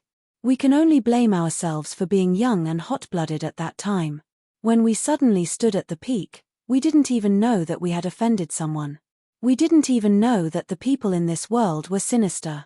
The seemingly weakest and most innocent people were often wearing animal skins. After the case was announced, Xiao Ci's reputation of solving 54 cases in 3 years was instantly forgotten. Countless slanderous words came from all directions, as if the earth was collapsing and the mountains were collapsing. The government immediately locked Xiao Ci in prison and prepared to execute her after autumn. Only when I went around asking for help did I realize what was called the hypocrisy of the world. Those who were saved by us in the past all turned their backs on us and avoided us. In desperation, I had no choice but to beg the young girl to tell me the truth. Huemo's curiosity was aroused. And then, Duan Chang Feng nodded and lowered his head. It was only after I found her that she had no other choice but to help others frame Xiao Ci. Her mother was seriously ill and she was at the end of her rope. Coincidentally, this is my specialty. After curing her mother, she finally changed her mind. However, she was worried that she would be retaliated after telling the truth. She was also afraid that we would get even with her after we got out of trouble, so she forced me to make a deal with her. She wanted to marry me. Hui Mo's eyes widened. You didn't agree, did you? Ning Shu listened quietly from the side, silently clenching her fists. Seemingly aware of her low mood, Xiaoho Qing silently walked to her side, stretched out his hand and touched her red palm for a moment. He opened her red palm and gently rubbed it. Duan Chang Feng reluctantly turned his head away. At that time, the day of execution was imminent. I had no way out.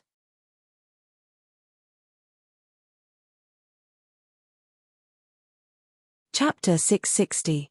Hui Mo whispered. When Hui Ci's master was released from prison and found out, she must have been heartbroken. Duan Chang Feng closed his eyes.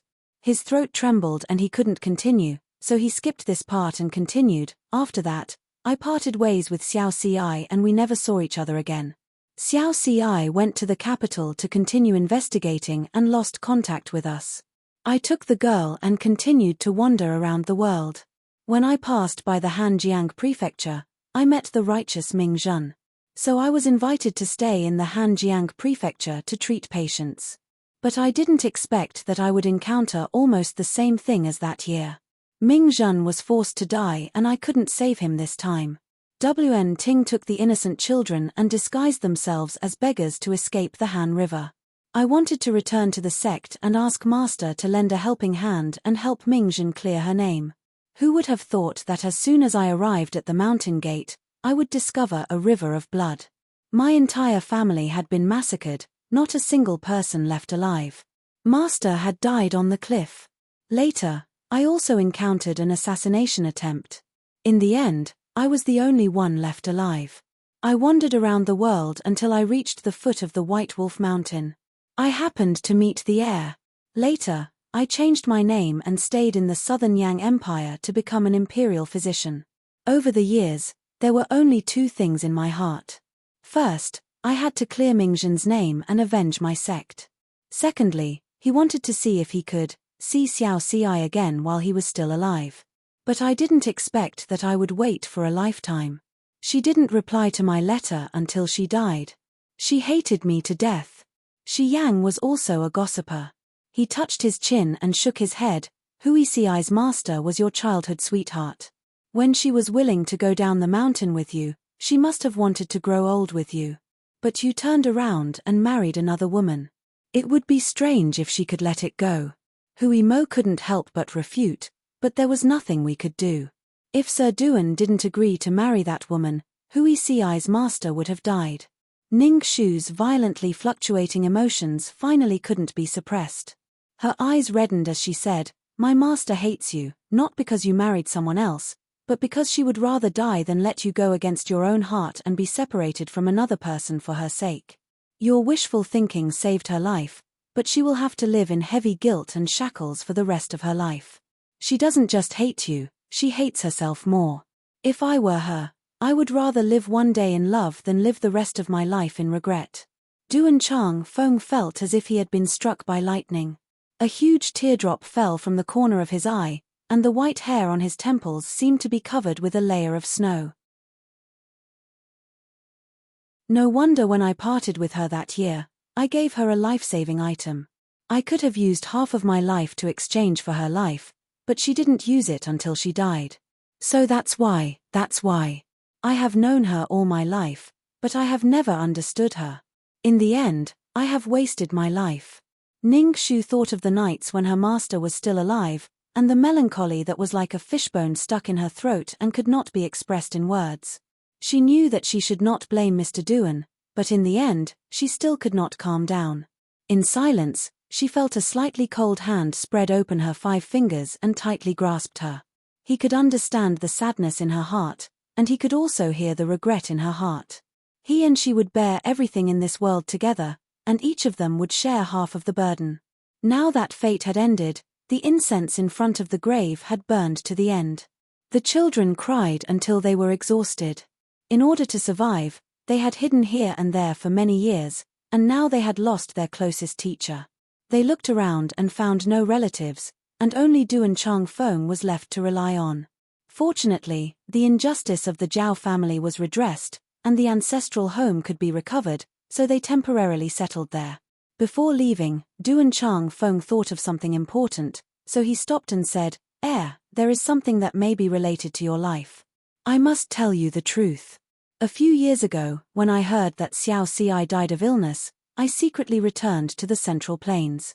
After paying my respects to her grave, I returned to the sect to organize my master's belongings. I suddenly discovered a secret. Perhaps the massacre of my sect was not only because of Ming Zhen's case, but also because of another possibility, the kiss of the plum blossom.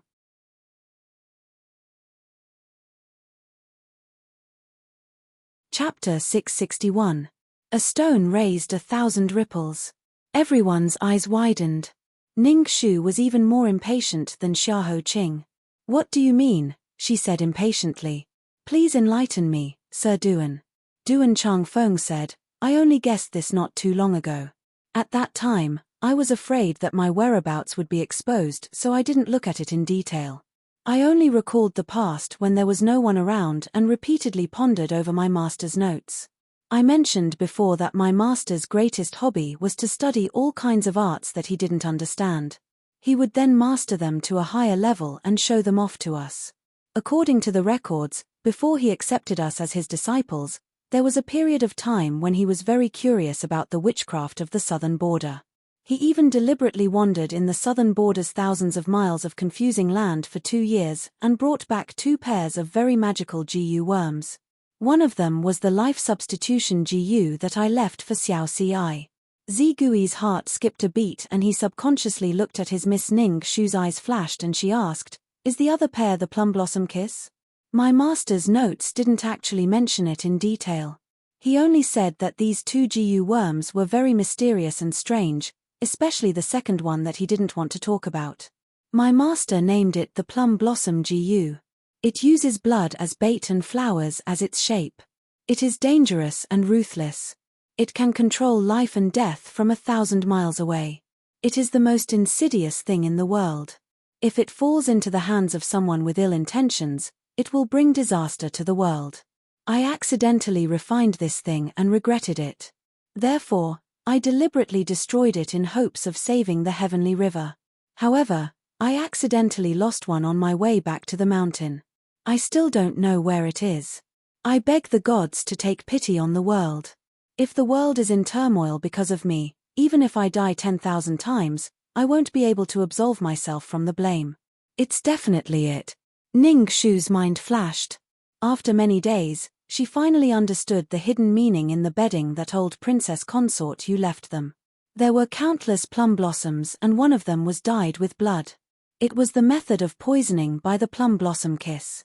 Human blood, it was human blood. With her heart in the air, Ning Xu subconsciously asked anxiously, then can Grandmaster's notes record what to do if he accidentally got poisoned by this GU?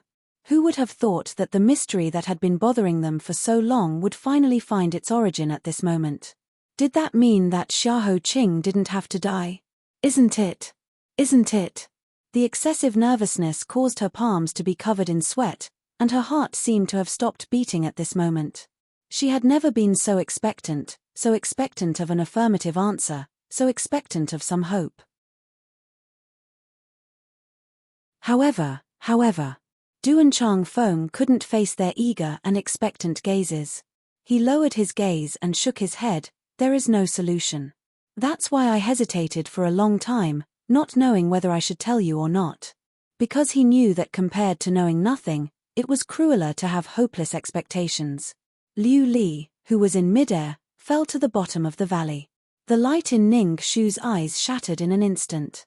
Xiahou Qing held her cold hand and gently squeezed it, indicating that she was fine.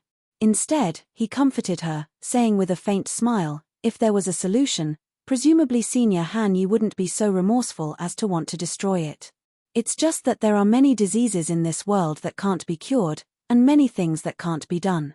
Being able to understand the ins and outs of this poison before I die can be considered a pleasant surprise, eliminating one of my regrets. Little Shu, don't take it to heart. But he made it sound so simple, who could really not take it to heart? Before leaving, Duan Changfeng stood behind the locust tree and coughed heavily for a long time before standing up and solemnly saying, "This Duan will remember Ming Zhen's injustice in my heart thanks to your help. This Duan knows that his death is near, but before I die, this Duan promises the two of you that he will do his best to research the solution to this GU. If he is lucky enough to figure it out, he will immediately inform the two of you. Please give me some time. In addition, I would like to ask the two of you for a favor. This Duan knows that his time is near, and his abilities are limited. If possible, please help me continue to investigate the whereabouts of the Plum Blossom GU. I want to know if the destruction of my sect was caused by it, and who was the executioner behind it."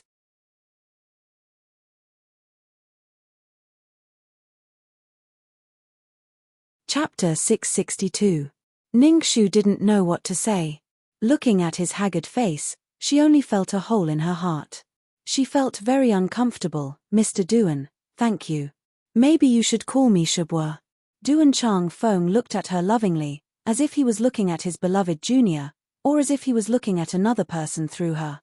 He smiled sadly and said, "I've done Xiao Ci wrong in this life. If I can help you, it can be considered as making up for it. I will follow my master's footsteps to enter Nanjiang again. Time is tight, so I won't talk to you. Goodbye." Before he left, he poured a cup of wine in front of Yuan Wanting's and Zhao Mingzhen's tombs and said, "Old friend, take care in your next life." Just like when he came, he floated away silently from the end of the world, unable to find a place to return to in this life. Ningxu's eyes involuntarily turned red, and she whispered, "Shebua." Xiahou Qing said loudly to his back, "The world is far away, I only hope to see you again." Duan Changfeng strode forward and waved to them with a smile, "The world is far away, I only hope to see you again." After saying goodbye to Duan Changfeng, Shi Yang offered to be responsible for settling Qinshan and the other children safely. Of course, the condition was that Zi Gui would go with them. For this kind of obvious selfish behavior, Hui Mo said that he was very disdainful and felt jealous. After the children were sent away, Ningxu and Xiahou Qing stood there for a long time.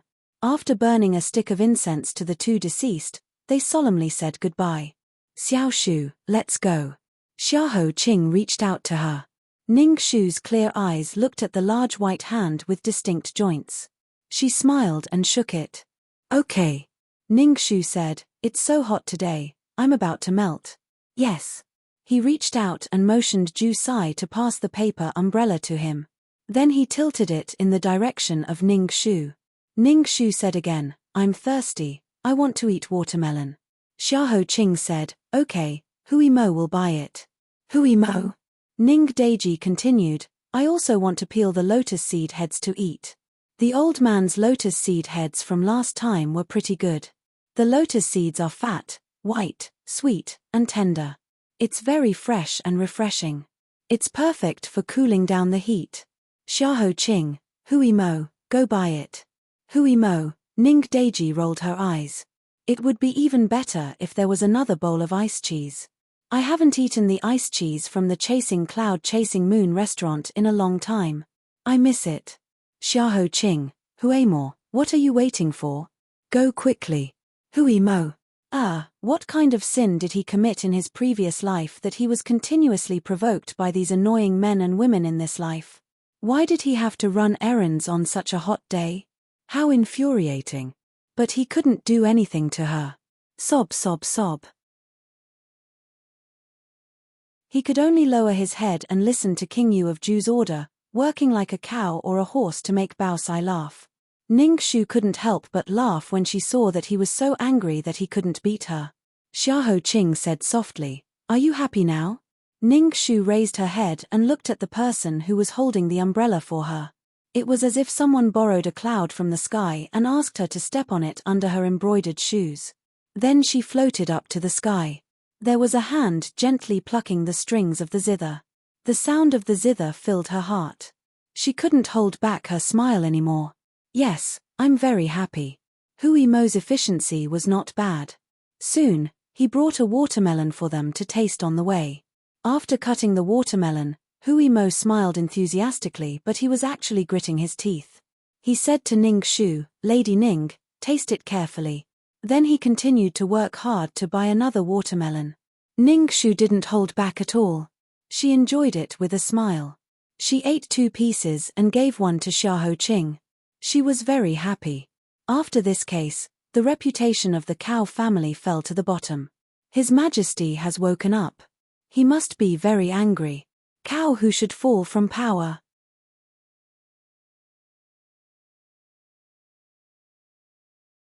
Chapter 663. Ning Shu bit into the melon and savored the sweetness and coolness. She let out a sigh of relief. She asked curiously, "Why hasn't there been any news from the palace? Does His Majesty have other plans?" Speaking of this topic, Xiahou Qing pursed his lips, and his expression sank. There might be changes in the palace. Ning Shu's heart jumped, and she did not care about the melon in her hand. "What do you mean?" "Based on the information from my spies in the palace, ever since the Empress returned to the palace to meet His Majesty, all news from Funning Palace has been sealed. Hundreds of names were removed from the Divine Martial Guards list, and dozens of carriages of corpses were transported out of the palace late at night.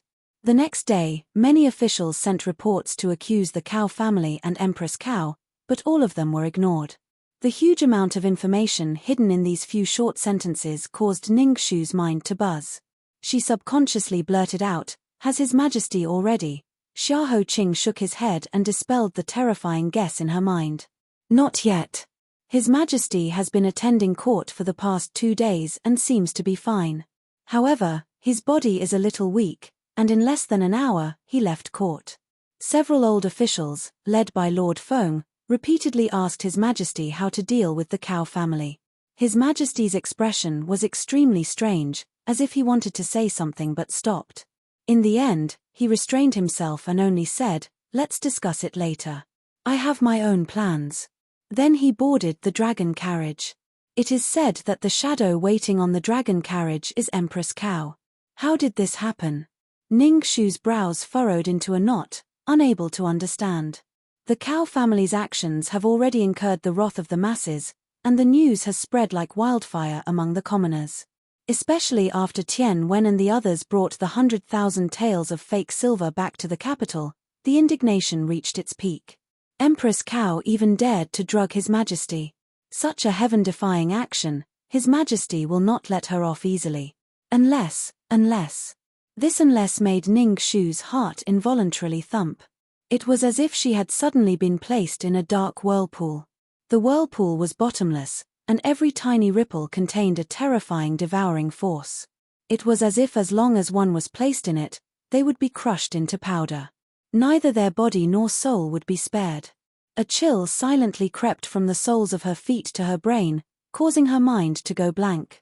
Countless details of the past swirled in her mind like specks of light, piecing together one terrifying image after another. Her master's words rang in her ears like a bell, shaking her soul. When you eliminate all the impossibilities, then the remaining one, no matter how unbelievable it seems, is the truth. She began to tremble uncontrollably, and the watermelon in her hand fell onto the table with a thud. It was only when her other hand caught it firmly that she managed to regain her lost strength. She turned her head and pressed her other hand on the back of his hand. This way, she could draw more strength to support her words. "Empress Cao, could it be, the person who manipulated the plum blossom kiss on you? No, on everyone? We have been blinded by the messy cases one after another, as if we were in a maze. Inadvertently, we were thrown into confusion by the various tricks set up in the case. But what if we jump out and look at it from a distance? Other than Zhao Mingzhen's case, the final beneficiary of every case in the past seems to be Empress Cao. In Consort Wan's case, Wan Qinghuan, who was pregnant, lost her reputation and committed suicide in the Cold Palace. She successfully got rid of her greatest opponent. After that, in the Demon Wolf case, old Consort Yu successfully got her revenge.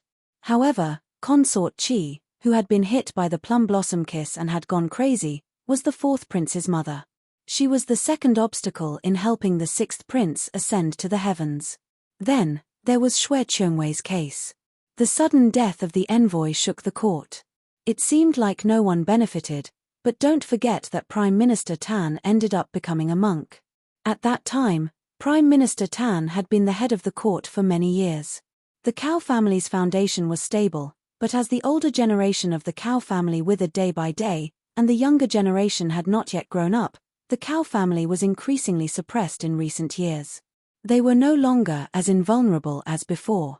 After Prime Minister Tan's reputation was ruined and he resigned, the Cao family, which had been suppressed to the point of suffocation, finally had a chance to make a comeback and recover their lost territory. These three shocking cases seemed unrelated, but in the end, each of them quietly became a stepping stone for Empress Cao to ascend to the heaven. In addition, this time, it was a crime of rebellion. In the end, she was able to escape unscathed. If the plum blossom kiss had nothing to do with her, I really can't think of any other possibility.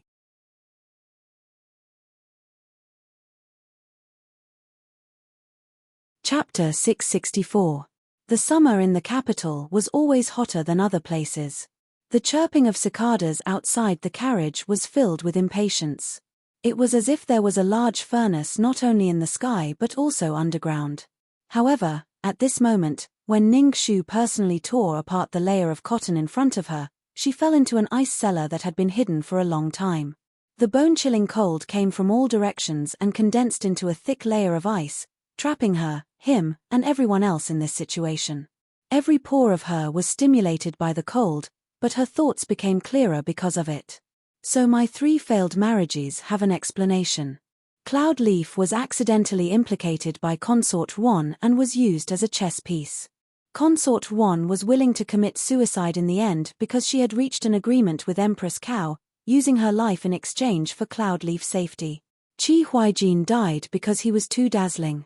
When the Cao family had no successor, he gradually grew into the pride of the capital and became the face of the Lu and Hu families. No matter what, the Cao family had to kill this tiger that was about to grow into a child. As for the cause of young General Song's death, perhaps it really was an accident, or perhaps there was some hidden discord that we have yet to find out. Heavens, I should have thought of it earlier. I should have thought of it earlier. If she had thought it through earlier, perhaps everything could have been salvaged. She wouldn't have had a 1-month contract now. There was only 1 month left. Her chest was filled with heavy rain. She couldn't control it and wanted to flood out. She wanted to ignore everything and drown the entire city. However, she didn't dare because she knew how sensitive the person in front of her was. Even if she leaked a trace of emotion, it would be caught by him. Therefore, she pretended to be angry and took a bite of watermelon, swallowing the sourness in her heart. Then she pretended to sigh in annoyance. All day long, I didn't expect to be pecked in the eye by the goose. Master must be scolding me in the underworld for not learning enough and disgracing the school. Xiahou Qing smiled faintly. The curve of his mouth was like a swallow flying over a beam. I didn't know the true face of Mount Lu. It was just fate that I was in this mountain. I fell deep into it and was deceived until now. You and I are about the same. We are a perfect match. Ning Xu rolled her eyes at him and quietly wiped the tears from the corners of her eyes. She chuckled and said, "Who's a perfect match for you? In your dreams." Xiahou Qing raised his eyebrows and said, "It's too late to regret it now." Ning Xu squinted and teased, "If those young girls outside see that the fairy-like air of Xiahou has such a rogue side, how will they react?" I'm afraid his jaw will drop. The smile on Xiahou Qing's lips deepened. He leaned back and leaned his elbows on the shoe-embroidered cushion behind him. His voice was as lazy as the cicadas outside. "So, are you jealous?" His skin was already very white, and under the contrast of the black cloth covering his eyes, it was even more frighteningly white. Her lips were slightly red because of the watermelon she had just forced into her mouth. The snowy white, the deep black, and the bewitching red. His posture made Ning Xu's heart beat like a drum at a glance. She was completely out of order. Blood rushed to her cheeks. The person in front of her was not an immortal. He was obviously a demon. Moreover, he was the kind that specialized in bewitching people and seducing their souls. However, if she was subdued so easily, she was afraid that she would never be able to raise her head in front of this person again. Ning Xu rolled her eyes and also raised her eyebrows with a smirk. Isn't it because heir of Xiahou heard me mention the advantages of each of the 3 husbands and was jealous first? Xiahou Qing pressed his lips and suddenly got up and pulled her into his arms. Thousands of black hair hung down. His voice was like autumn rain and spring flowers. Are you jealous? Do you want to taste it?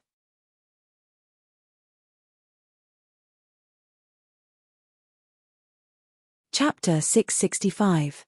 Yes, I guess. Ningshu's vision was blurred and her throat was dry and parched. Before she could finish her sentence, her mouth was blocked by something sticky.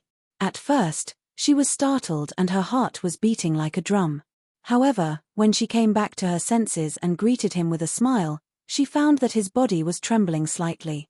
Even his ears were red. Because of his white skin, the redness was even more alluring. That's right, this person was known to all the immortals and ghosts in the heaven realm and hell realm. He was famous for being cold and pure. Before the row of female ghosts could touch his hand, they had already been thrown into the river of forgetfulness. Therefore, King Chujiang, who was rumored to have cultivated for at least 1,000 years, was actually so inexperienced. Could it be that this was his first time? As if he had noticed her snickering, Xiahou Qing's hand that was holding her waist tightened in anger.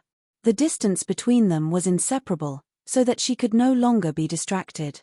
When her lips were swallowed, Ningshu's cheeks turned red as she felt his hint. She closed her eyes and focused on receiving the thoughts he was transmitting to her, until the bamboo curtain was rustling, and a noisy child rushed in. Shizi Yi. I'll buy the lotus. I didn't see anything. Hui Mo's face was as red as a lantern. He wanted to run away, but it was too late. He saw his Shizi Yi's face was dark and he lowered his voice. Hui Mo, the rockery in the mansion was smashed by the assassins a few days ago. I'll give you 2 days off, so you can clean it up. The unlucky child was as if he was struck by lightning. What? If he remembered correctly, there were dozens of rockery in the mansion. How could he clean it up by himself? What did he do wrong? Oh, his mistake was that he had ruined his Shizi Yi's good thing. But he really didn't do it on purpose. If he knew what they were doing inside, he wouldn't complain even if he was burned to charcoal outside. Even though he was not as wronged as him, sob. His shoulders trembled when he heard his master's cold snort. He hurriedly put down the fresh lotus he had just bought and walked away sadly. Leaving Xiahou Qing's arms, Ningshu ate 2 pieces of melon in a row before she managed to cool down the heat on her face. She turned her head away, cleared her throat, and deliberately brought the topic back to the main topic. Well, I didn't finish my question just now. If the one controlling the plum blossom kiss is Empress Cow, the first question is, why would Empress Ju give it to her? Back then, it was Jin Sheng and Empress Cow who worked together to kill her. She spoke too quickly, and her voice was clearly a little out of breath, which she tried her best to hide. This small action made Xiahou Qing's bad mood, which had been interrupted, a lot better. He smiled again, bent his finger, and knocked on the table. He continued, the second question, who is the other one stirring up the storm? Picking up a fresh, dark green lotus, Ningshu nodded and said, yes. Official Zhao's case has already explained a lot. The mantis stalks the cicada, unaware of the oriole behind. And behind the oriole, there is a fierce bird watching covetously. It used us to deal with Empress Cow and almost turned the world upside down. If it wasn't for the fact that Empress Cow was at the end of her rope, why would she take such a risk and completely expose herself to protect herself? Could this person be Yin Jiaoyi? Ningshu frowned in deep thought. She then shook her head and said in confusion, how could she have such great ability? Xiahou Qing wasn't anxious at all. He slowly said, regardless of whether it is or not, the answer to the riddle should be close soon. Empress Cow played her last trump card and fought with her back to the river. There should be some movement very soon. There should be no harm in waiting for the good news.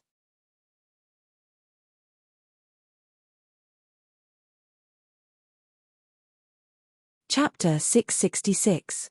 She knew that what he said was right. The more complicated the situation was, the more she should calm down and avoid being impatient. But how could it be easy to do? She spent 7 lives to find the person in front of her in this life. Not long after she caught him, there was a voice that told her that it was just an illusion. She was happy for a short time and she should be prepared to leave. For a moment, she was filled with hatred. She hated the cruelty of the heavenly Tao. Why couldn't it see her doing well every time? Or perhaps she had done something evil in her 8, 9, or 10 lifetimes that she couldn't say for sure in one of her previous lifetimes that she had been toyed with in the palm of her hand over and over again for the past 300 years. The person she wanted would never be able to obtain, and the love she was searching for would always be in vain. She was really, really, really unwilling. There were so many dissatisfaction in her heart. Not only did she want to resent heaven, but she also wanted to be involved in this evil world and discord. Jealousy rose in her eyes, forcing her to lift the curtain and turn her face to the side, letting the hot wind outside the carriage dry the ripples that were about to appear. However, she saw the familiar figure of a young girl by the forest path. She lowered her head and walked slowly with a basket of paper money. In order to avoid them, she accidentally slipped and fell into the grass, causing the paper money to fly everywhere. The carriage stopped. Ning Shu hurriedly got off and helped her up. Li Yi?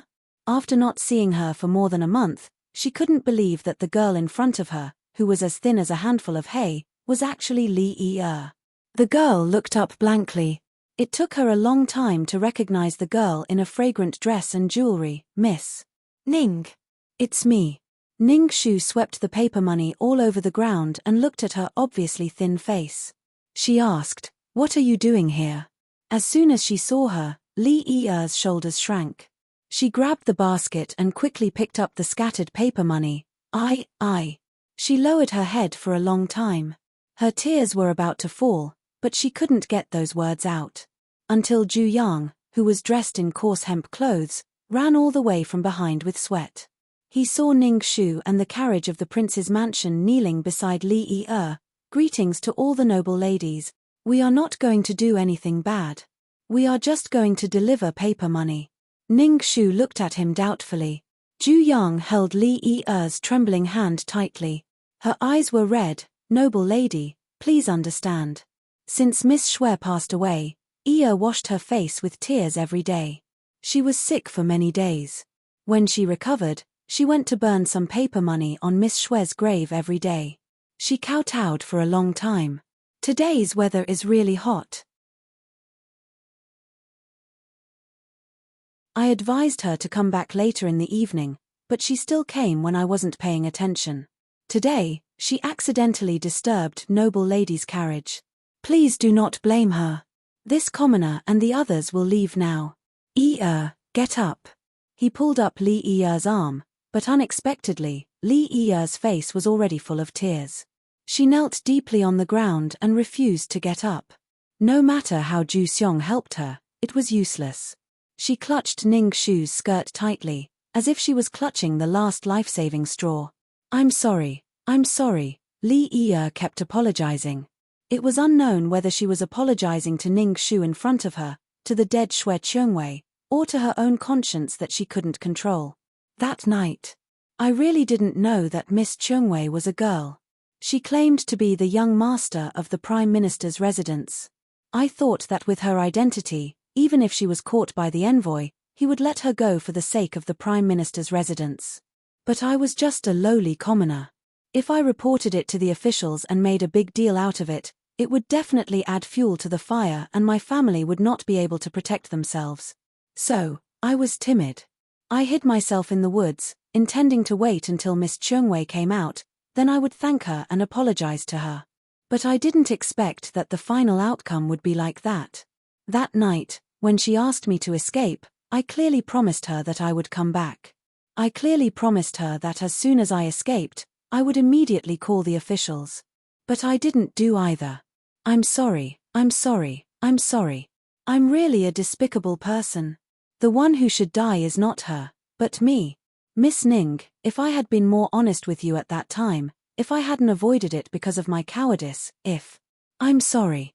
If it wasn't for her timidity and selfishness that day, perhaps Shui Chengwei wouldn't have embarked on the path of a life and death struggle. But the regret of being late was useless. Ning Shu looked at the crying girl in front of her with pity. No matter how hard her heart was, she couldn't help but soften. She sighed softly and stroked the girl's messy hair to straighten it out.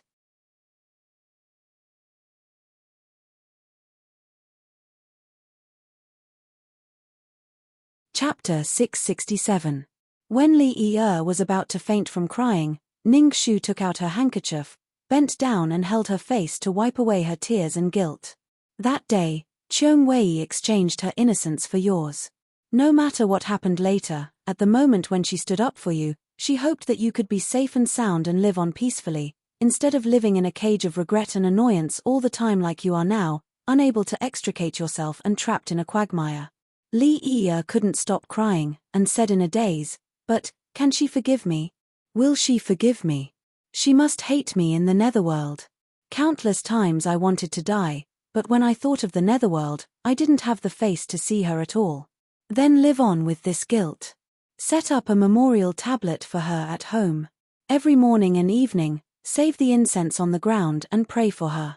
On the 1st and 15th day of every month, clean the ancestral grave of the Shui family for her. Burn paper and kowtow to wash away your sins little by little.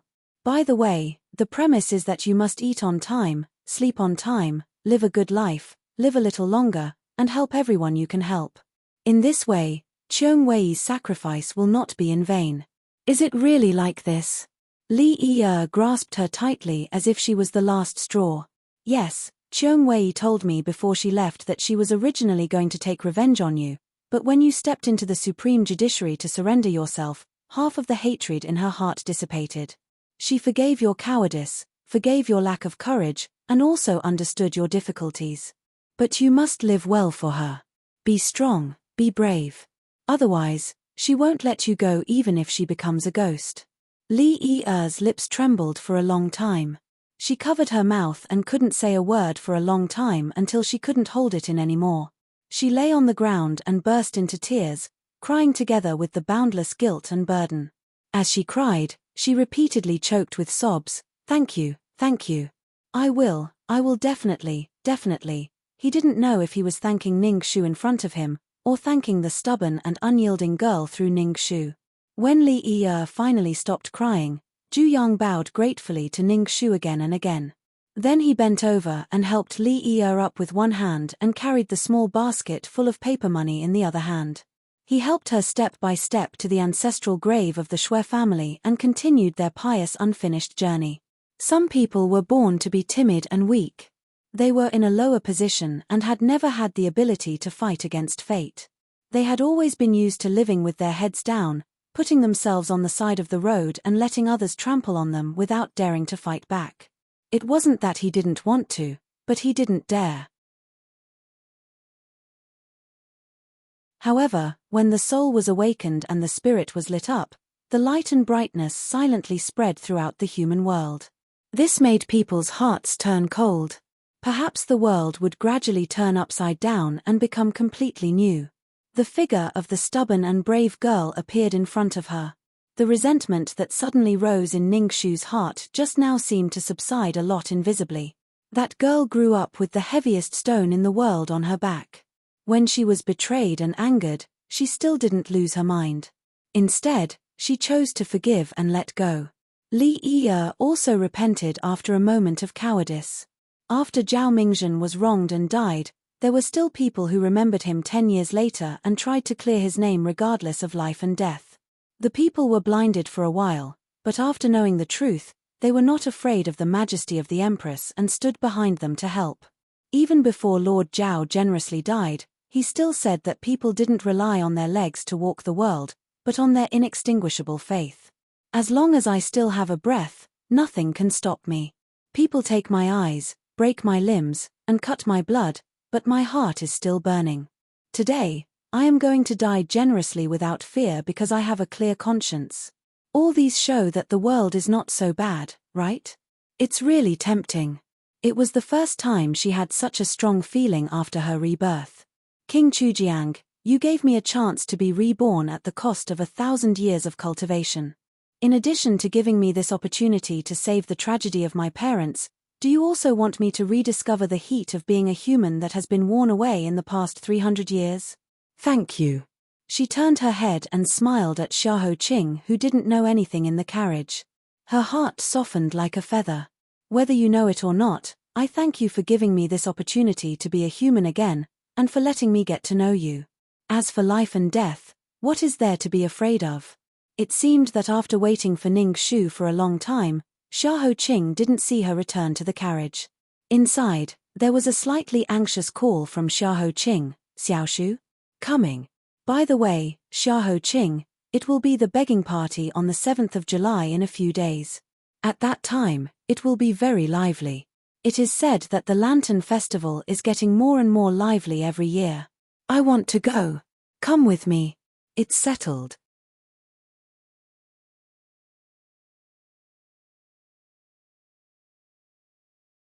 Chapter 668. Forsythia was sweating profusely as she hugged the treasures she had just bought. She passed through the waterside corridor, avoiding the broom in Mama Wang's hand and the water basin in Auntie Song's arms. Under the scolding of Mama Liu, she rushed into her young Miss's courtyard. She pushed the door open and said with a face full of treasures, young miss, I've bought back the materials you wanted. This is colored glaze, this is agate, this is silk ribbon. This is a new batch of colored paper that just arrived from the calligraphy and painting shop. The shop owner said that these are the best goods in the shop. Who knows how many noble ladies in the city are dying to get one, but I managed to snatch it. Hey, miss, aren't I awesome? Ning Shu's eyes lit up. She quickly took the box full of things. Good. Our little Forsythia is the best. Quick, bring it over. Tomorrow night is the Chichiao festival. If you don't hurry up, your young miss will lose face. Since she made up her mind to take Xiahou Qing to the Chichiao festival, Ning Shu didn't go out of the house. She practiced her handiwork hard in the house every day. Little Ji who was next to her, had his hands behind his back and a round little belly. He imitated his master's serious face and taught Ning Shu. He was very happy. Children grew the fastest. In just half a year, Ji's height had shot up again. Because of the recent changes, his chubby little face had lost a lot of weight and had not recovered yet. Only that pair of big round eyes were still clear and bright like amber. It was as if as long as he was here, this world would be pure and lovely. When Ning Shu was looking at the materials, Ji stood on his tiptoes and looked at the masterpiece that Ning Shu had just finished. He asked curiously, "Sister, what are you drawing?" "It's a little rabbit." "Can't you see?" "But a little rabbit's ears are long. My rabbit is special. When it was young, it was disobedient and sneaked out to play. It accidentally broke its ear. But a rabbit's mouth is small. My rabbit is too greedy, so it ate a lot. But the rabbit's body is furry and its tail is round. Well, it's actually a pig that looks like a rabbit." Gia then pointed to the one next to them. "What's that over there?" "A pheasant." "No, peacock. But the peacock's tail is like a fan. Mine just shed its fur recently, so its feathers aren't as plentiful. But peacocks have very long necks. Mine is fatter, so its neck has shrunk into its flesh." But Ning Shu hurriedly stopped and accepted her fate. "All right, you're right. It's a pheasant." Ning Ji looked sympathetically at his sister, who had dark circles under her eyes after staying up for several nights to make the lanterns. He then looked sympathetically at the broken lanterns on the ground. He sighed and silently felt that the person who was given the lanterns by his sister seemed to be a little pitiful. What to do? He had no choice but to take action. For the sake of his sister's successful marriage, he had to work harder. After a few months of unrest and panic, the capital regained its peace with the emperor's awakening and the return of the officials. Even though many people had a vague premonition that an even bigger tide was accumulating power, people should enjoy life to the fullest. If there was wine today, there was wine today. No one could stop the revelry before the storm. Therefore, the next evening's grand assembly was unexpectedly more lively than previous years. The moon had not yet risen, but the eastern and western markets were already crowded with people and carriages. Fireworks and silver flowers overflowed with color. It was so beautiful that it did not belong to the mortal world.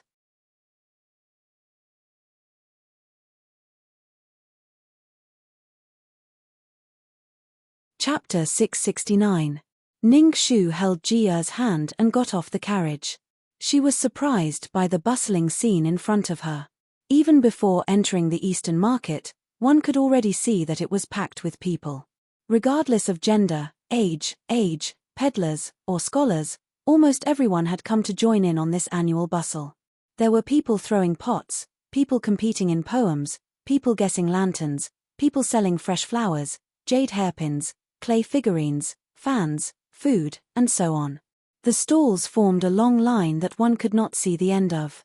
On the streets of the Eastern Market, the girls' faces were covered with red rouge and fluttering skirts, which even the round fans couldn't cover.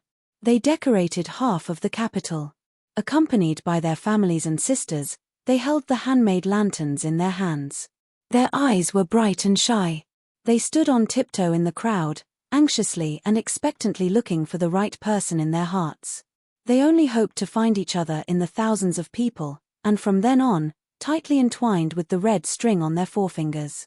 Seeing this scene, Forsythia's mouth opened wide. "Miss, there are 100,000 people attending the begging assembly tonight."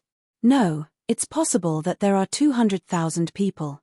If you can find the one you want among so many people, how difficult is it? I'm afraid that even if you're lucky enough to walk on the same street, you may not recognize each other and just pass by. That's why there's an old saying, if you can pass through the crowd tonight and find the right person, it must be the fate of your previous life. If you hand over the handmade lanterns and tokens, it will be the fate of your love under the witness of all the gods and Buddhas. You will be together until your hair turns white, and you can't be separated even if you want to. Today, the women who come to the begging assembly with lanterns say that they're here to compete for the first place, but in fact, they have made up their minds." "Miss, don't you think so?" The one who spoke was Bai Shao. There were many people tonight, and with the young Ji Er, Xin was very worried, so she sent a lot of maids and boys to follow them. After saying that, Bai Shao looked teasingly at Ning Shu, who was looking around, and teased her. Ning Shu's charming face reddened. She lightly patted him and angrily said, "I always thought that you were honest, but I didn't expect that you've learned to be so glib. Just wait until I return to the residence and I'll reduce your monthly allowance by half. Let's see if you can still make fun of people." Bai Shao was not in a hurry. Instead, she laughed even more happily. "It doesn't matter if my monthly allowance is reduced by half. When I see Heir Xiaohou, I will definitely ask him to pay me back double. But miss, you are angry, which proves that I am telling the truth." Ha ha ha. Ning Shu's face turned even redder. Even Zi Gui, who had been obedient all this while, secretly pursed his lips and laughed. In the next instant, he was caught by Ning Shu. "Ah, Zi Gui, what are you hiding behind your back? So it's also a palace lantern, ah? I was wondering why you had been so secretive these past 2 days, going back to your room early to rest. So you were secretly doing this. You still have the nerve to make fun of me with them." The master and servant bickered and laughed. When the laughter was over, they became worried. In order to make this lantern, she had been so busy these past 2 days that she forgot how lively the begging assembly was. She also couldn't remember the place where she had agreed to meet Xiaohou Qing in advance. Xiaohou Qing had just arrived and was not familiar with the customs of the capital, so neither of them thought of this. Now, there was no way to worry. They could only take one step at a time, or perhaps it was a good time to test the depth of their fate. Sister, the sugar water over there looks very delicious. Let's go and eat." Ji Er's eyes were already fixed. She couldn't wait and pulled Ning Shu into the crowd. Okay. Sister will accompany you to eat to your heart's content tonight. Don't worry.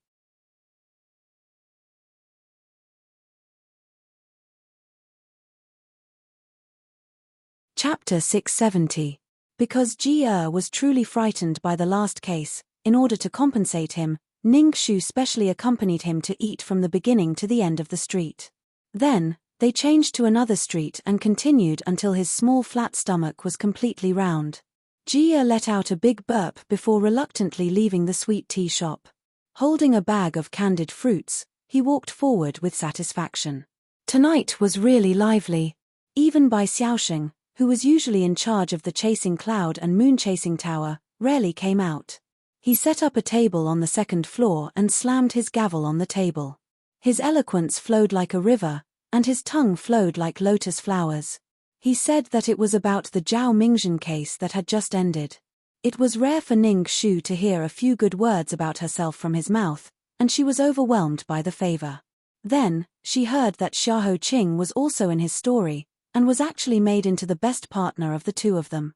They worked together to protect each other, and together, they bravely broke through 10 years of grievances. It was really a beautiful story. Hearing this, the male guests clapped and cheered, and the female guests stamped their feet in jealousy. It was really lively. How interesting. Two names that had no connection in the past had coincidentally fallen together in this life, and were spoken by the same person at the same time. This feeling was so subtle that Ning Xu, who was behind the crowd, couldn't help but smile. Even her heart softened a bit. After Bai Xiaosheng finished speaking, Ning Xu still wanted to hear more. However, Jia's attention was attracted by a magic trick stall not far away. His eyes lit up, and he dragged Ning Xu into the crowd. "Sister, look, there's a magic trick over there."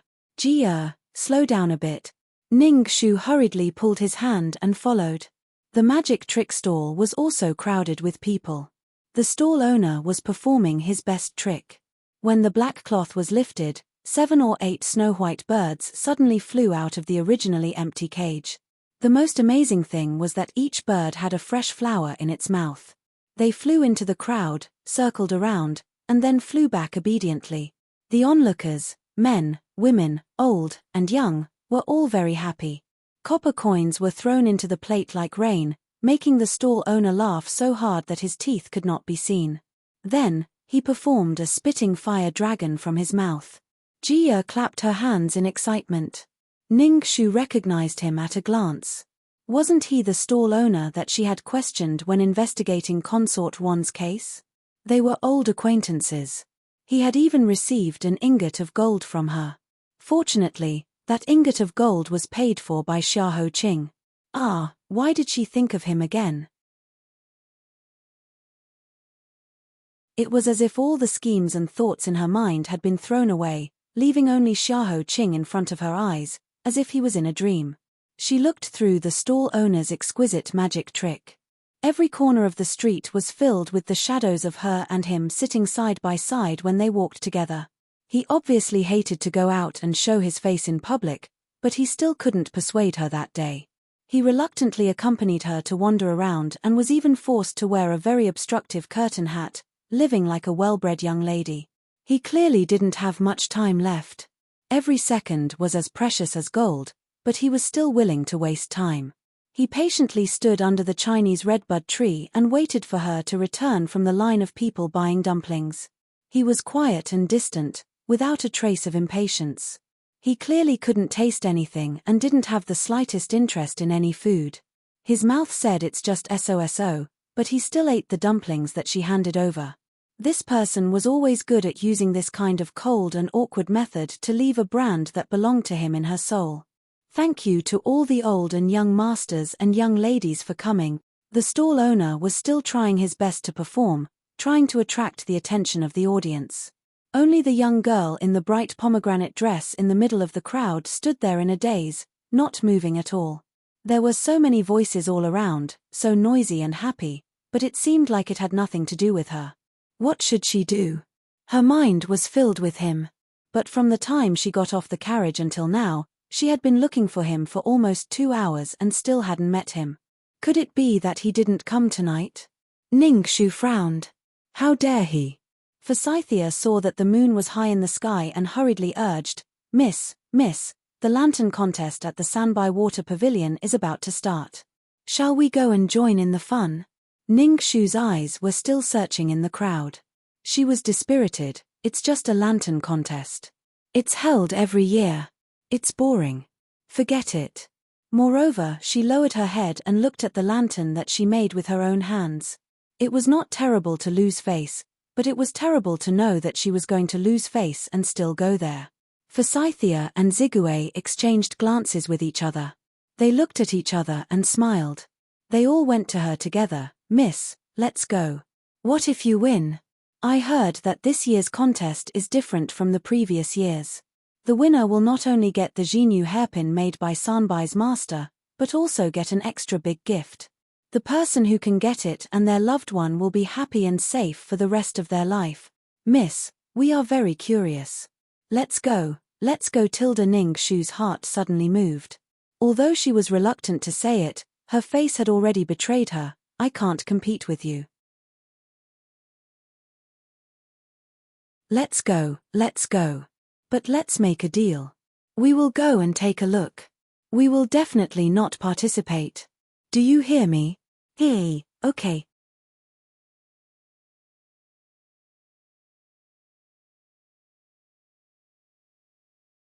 Chapter 671. The owner of Sanbai Waterside Pavilion, Madame Sanbai, was the most cultured senior in the capital. It was said that she and her husband met at a Chishi Lantern festival many years ago. Since then, they had no doubts about each other and protected each other for 50 years. It became a story that everyone in the capital praised.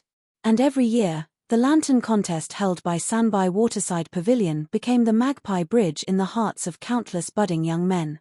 They only hoped that when they met in the Golden Wind and the Jade Dew, they would surpass the countless people in the world. Wow, so beautiful. When they arrived at Sanbai Waterside Pavilion, they saw that it was already dark inside. Thousands of lanterns set off the waterside pavilion as if it was a paradise. The warm crimson light shone through the glass and fell on the white cheeks of the young girls. It was like the sunset had dyed the clouds, causing a wave of exclamations. Tonight, the entire capital was in a dream. The lantern contest had already begun. Hundreds of young girls carried the dreams in their hearts as they took turns to display the lanterns in their hands. Ji-er was held in the arms of a servant and was very happy to watch. Ning Shu was distracted to take care of him while her eyes unconsciously searched the crowd. Ji-er turned around and saw that she was distracted. He said crisply, Jejie, are you looking for someone? Why aren't you looking at the lanterns? Ning Shu came back to her senses and said with a lonely smile, Jejie was just distracted. Which lantern does Ji-er like? Jejie will look with you. Ning Shu took Ji-er into her arms. She heard Forsythia suddenly stand on her tiptoes and say, Who is that? He seems a bit familiar. Ning Shu subconsciously looked back. Who else could it be but Shi Yang with wheat-colored skin who squeezed through the crowd? Her eyes lit up and Shi Yang also saw them. He showed a bright smile and waved his hand to squeeze over. He didn't have time to greet Ning Shu and consciously squeezed to Zi Gui's side, looking at her with a silly smile. Zi Gui's ears were slightly hot. He hurriedly glared at him and signaled for him to be serious. Shi Yang came back to his senses and embarrassedly scratched his head as he greeted Ning Shu. Forsythia was simply a worm in her family's young Mrs. Stomach. She looked left and right. Why did you come alone? Where's your family's Shizzy? We've been looking for him here for 2 hours. Ah, it's like this.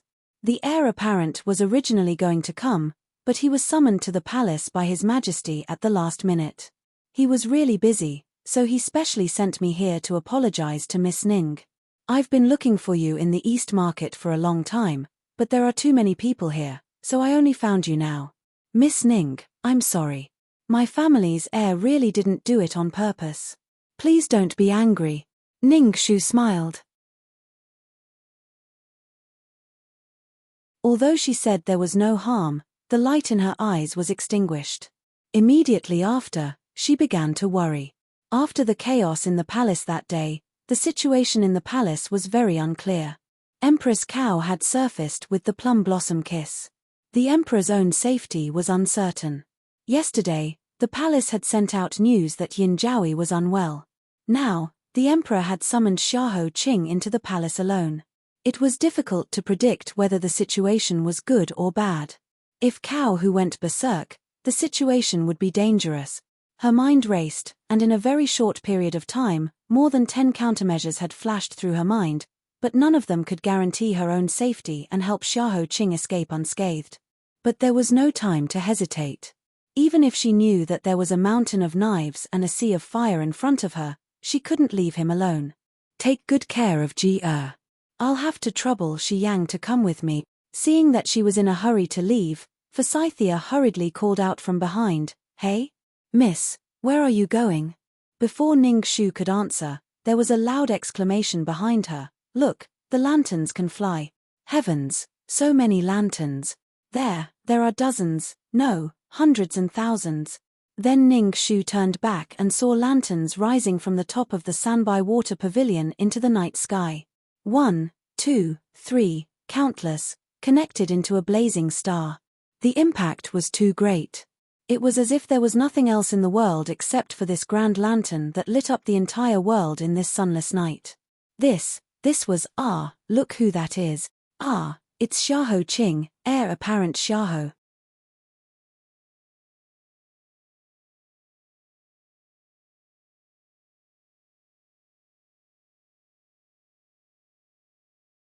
She just smiled and said, "Oh, I know."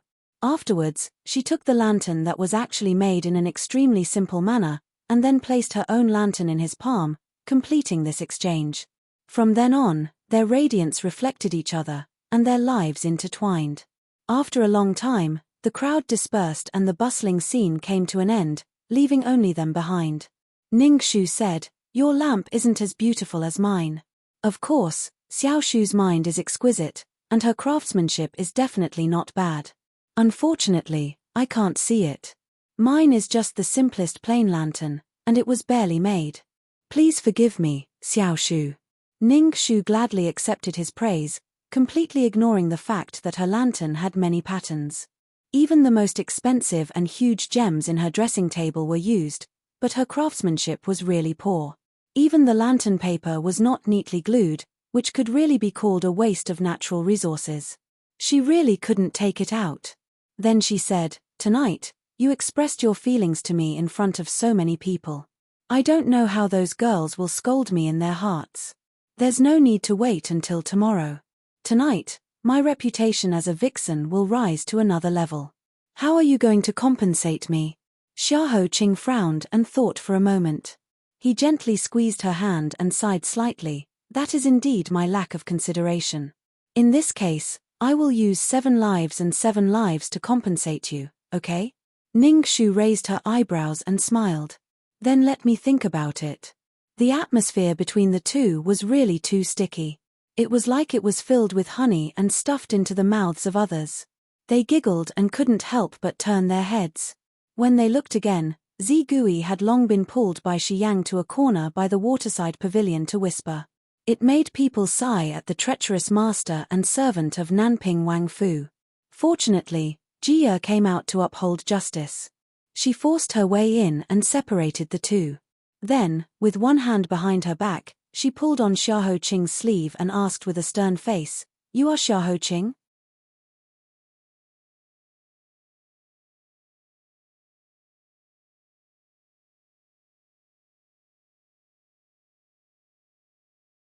He was still too young.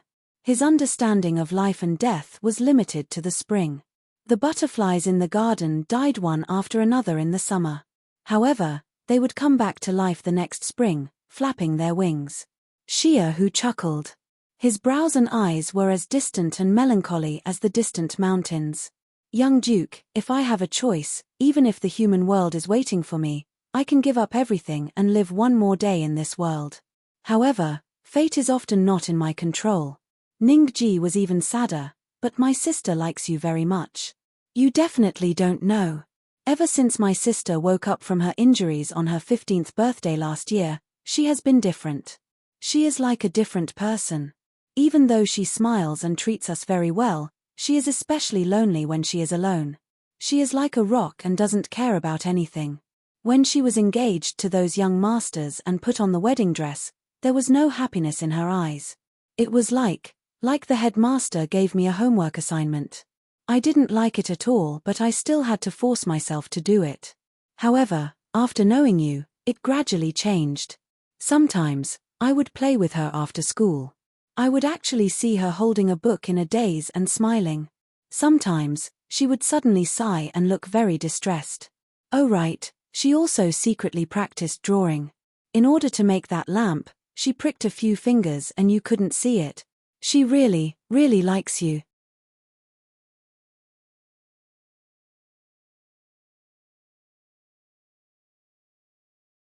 Chapter 674. In order to whisper this, Jia deliberately chose a direction with his back facing them. Ning Shu could not hear anything. After this mysterious exchange ended, Jia returned with Xiahou Qing. Although that small face was still deliberately stiff, his chubby little hand had already taken the initiative to be held by Xiahou Qing. That intimate action made Ning Shu raise an eyebrow and ask with a smile, "What did you guys talk about for so long?" Jia quickly pulled his little chubby hand back from Xiahou Qing's and replied with a red face, "Nothing much. This is a secret between us men. Don't ask too much." Ning Shu could not help but smile and coax, "Okay, okay, okay. I won't ask, I won't ask. Our Jia is in charge. Jejia will listen to whatever Jia says." Jia snorted. At this time, the moonlight was even brighter. The lights in half the city gradually became gentler from their dazzling brilliance, as if the stars in the sky were scattered in the mortal world. It was already 9 in the morning. Usually, Jia would have fallen asleep by this time. Today, he was excited until this time. Thus, he rubbed his eyes and said softly, "I'm so sleepy. Forsythia, carry me back to the Fu." Forsythia pursed her lips and replied with a smile, "Okay, okay, okay. This servant will carry the young duke back to the Fu to rest." Jia leaned on Forsythia's shoulder and was already feeling sleepy. In the end, he did not forget to turn his head and fiercely waved his little fist, warning Xiahou Qing, "You, remember 9 in the morning. At the latest, you must send my Jejia back to the Fu. Also, you absolutely, absolutely cannot bully my Jejia. Otherwise, I'll teach you a lesson." Ning Shu's charming face reddened, and the corner of her mouth twitched. What bully? Where did this little brat learn such nonsense? Xiahou Qing was amused. He curled his lips in Ning Shu's direction. "Good, this one will remember this in my heart. Even if this one has 10 more guts, this one will not dare to bully little Duke's sister." Forsythia and the others couldn't hold it in any longer and revealed mocking smiles. No matter how thick-skinned Ning Shu was, she couldn't help but blush. She hurriedly waved her hand and ordered Forsythia to quickly carry Jia away to prevent him from continuing with his witty remarks. She really didn't want to live anymore. Ju Sai was quick-witted. When Ning Ji was carried back to the manor, he signaled with his eyes, and everyone tactfully scattered to the side to guard their respective positions, giving them precious time alone. There was a large bamboo forest planted around the 3 white waterside pavilion. For tonight's lantern festival, there was a long string of lanterns hanging down from the eaves of the waterside pavilion like rattan flowers. The soft light covered the bamboo forest, and the quiet bamboo forest was covered with a layer of ambiguous poetry. Why was tonight so magical? She had clearly seen this person's appearance thousands of times, and her heart was tired of looking at it. But tonight, she stood in front of him and only quietly looked at him without speaking. Her heartbeat was already unbelievably fast, as if someone had stuffed a rabbit into her arms. It was jumping around randomly, but it was so soft and cute. Every time it jumped, it happened to be at the apex of her heart, making her intoxicated. What should she say? She quickly thought of what to say to interrupt her current awkwardness. Otherwise, if he sensed her embarrassment, it would be too embarrassing. She was Jing City's #1 fox spirit, but tonight, she had completely fallen into his hands. Her reputation was at stake. But before she could think of what to say, Xiahou Qing was 1 step ahead. "Xiao Shu, your heartbeat is very fast." Ning Shu was even more embarrassed. She blushed and quickly retorted, "What nonsense are you saying? How can my heartbeat be fast? No matter how good your ears are, you can't hear this. You can say whatever you want, but I'll say that your heartbeat is fast." Xiahou Qing nodded. He tried hard to say, "Yes, it's very fast. As long as I think of you, it will completely jump out of my control." Seeing his stiff expression, Ning Shu was stunned. She suddenly bent down and said, "Where did you learn these words of love? You're really inexperienced." Her smile curved. She stretched out her finger and gently poked his chest. "Shi Yang or Tian Wen, who learned it from?" Shi Yang, right? Tian Wen inquires about news on the streets every day. What kind of words of love has he not heard? He definitely wouldn't have taught you this. Before she could finish her teasing, a hand suddenly wrapped around her waist. Her waist was so thin that the hand only needed to gently wrap around it to bring it into the palm of his hand. Then, with a slight force, the owner of this waist was brought into his embrace.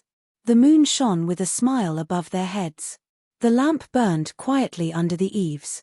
The leaves of the green bamboo rubbed against each other in the breeze. The shadows that fell on the ground stuck together one after another. No one could tell them apart. Only the rustling sound and the warm breath announced their unspeakable happiness. Time was so slow. It was as if this moment had been stretched to the extreme. It was so long that the snow of Kunlun had melted in an instant and people had turned white. It was so long that even their souls were tightly stuck together and could no longer be separated.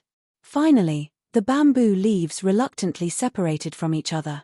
They breathed moist and hot, but the gentle moon in the sky heard their whispers. I will try my best to survive. Good.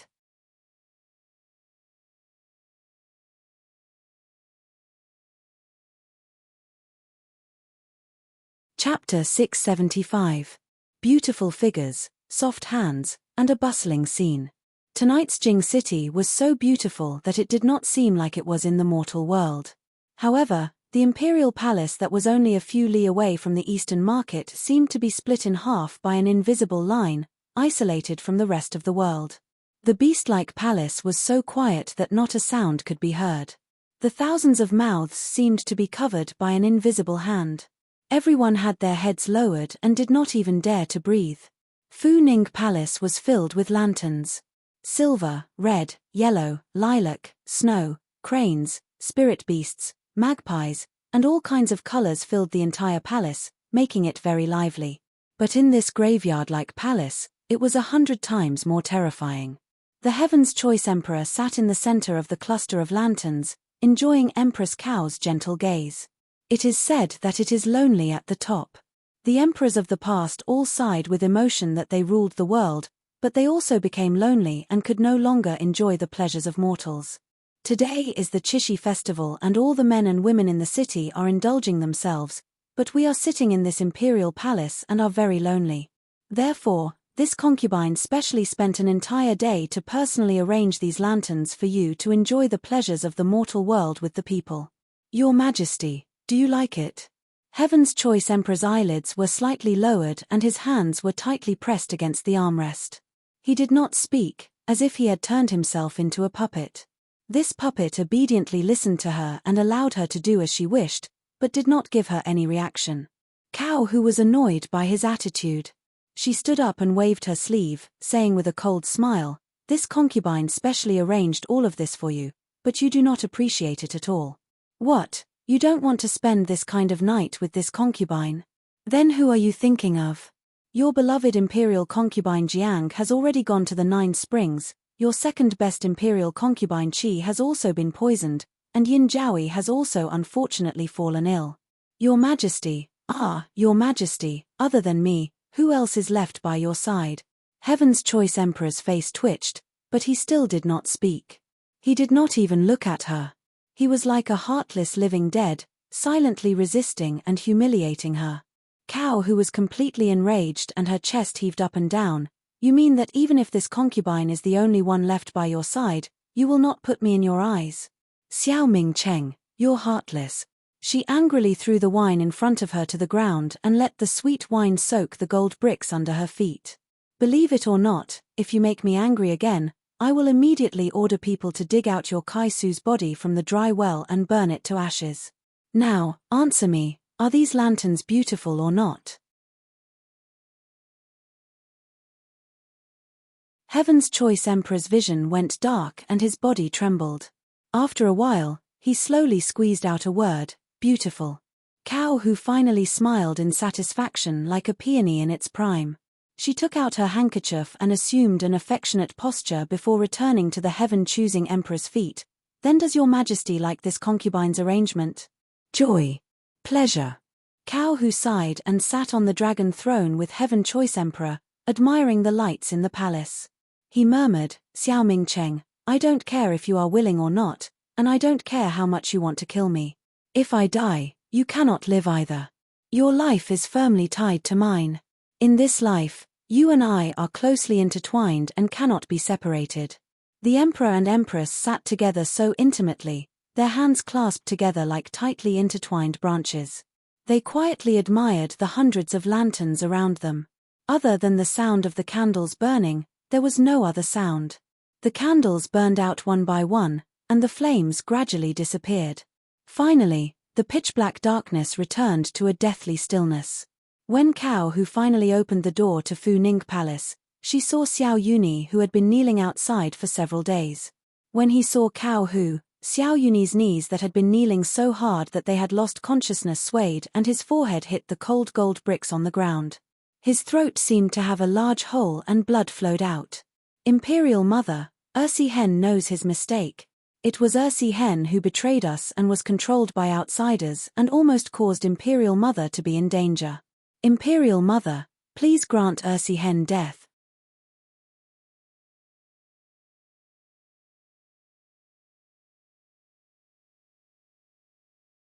Chapter 676.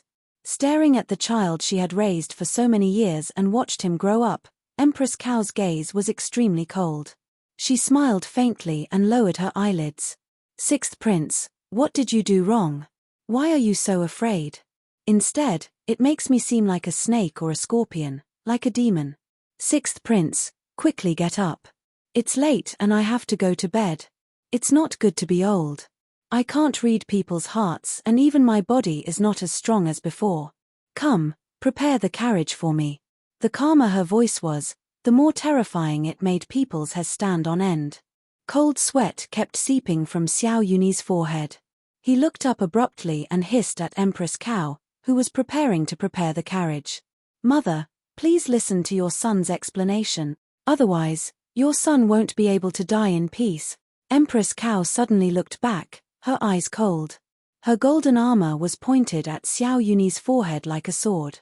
She was furious. Explain what? Explain that the son that this consort had painstakingly raised for 11 years did not protect this consort when this consort was in danger.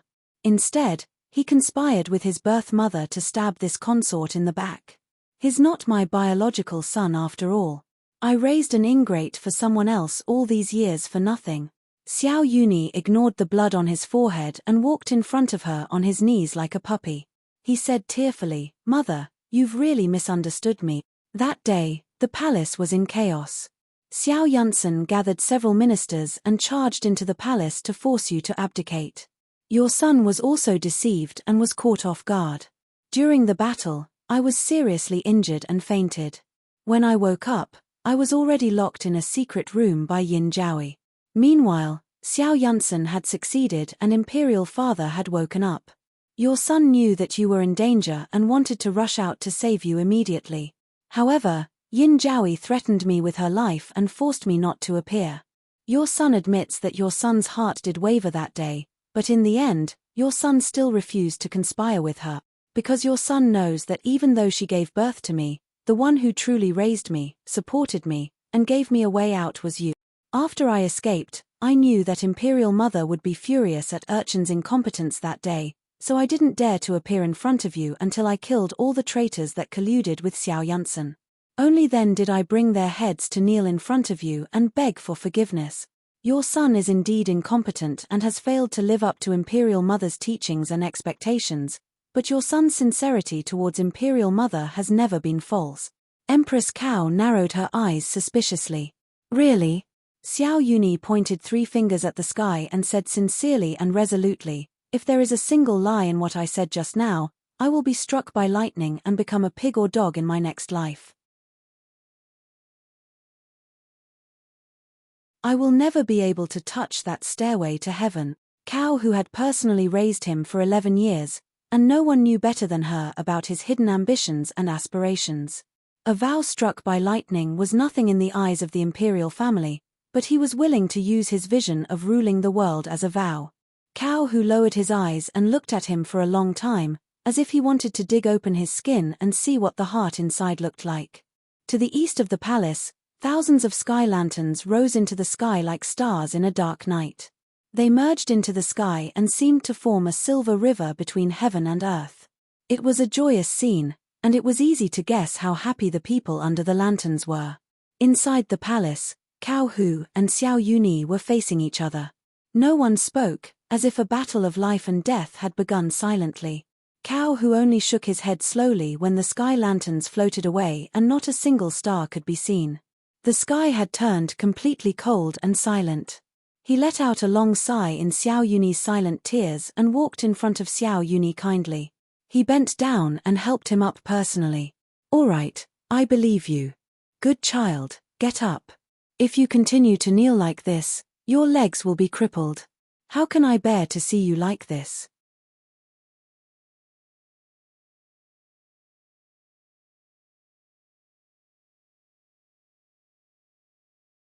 Chapter 677. Mother. Xiao Yuni held on to Cao Hu's hands and stood up, his eyes brimming with tears.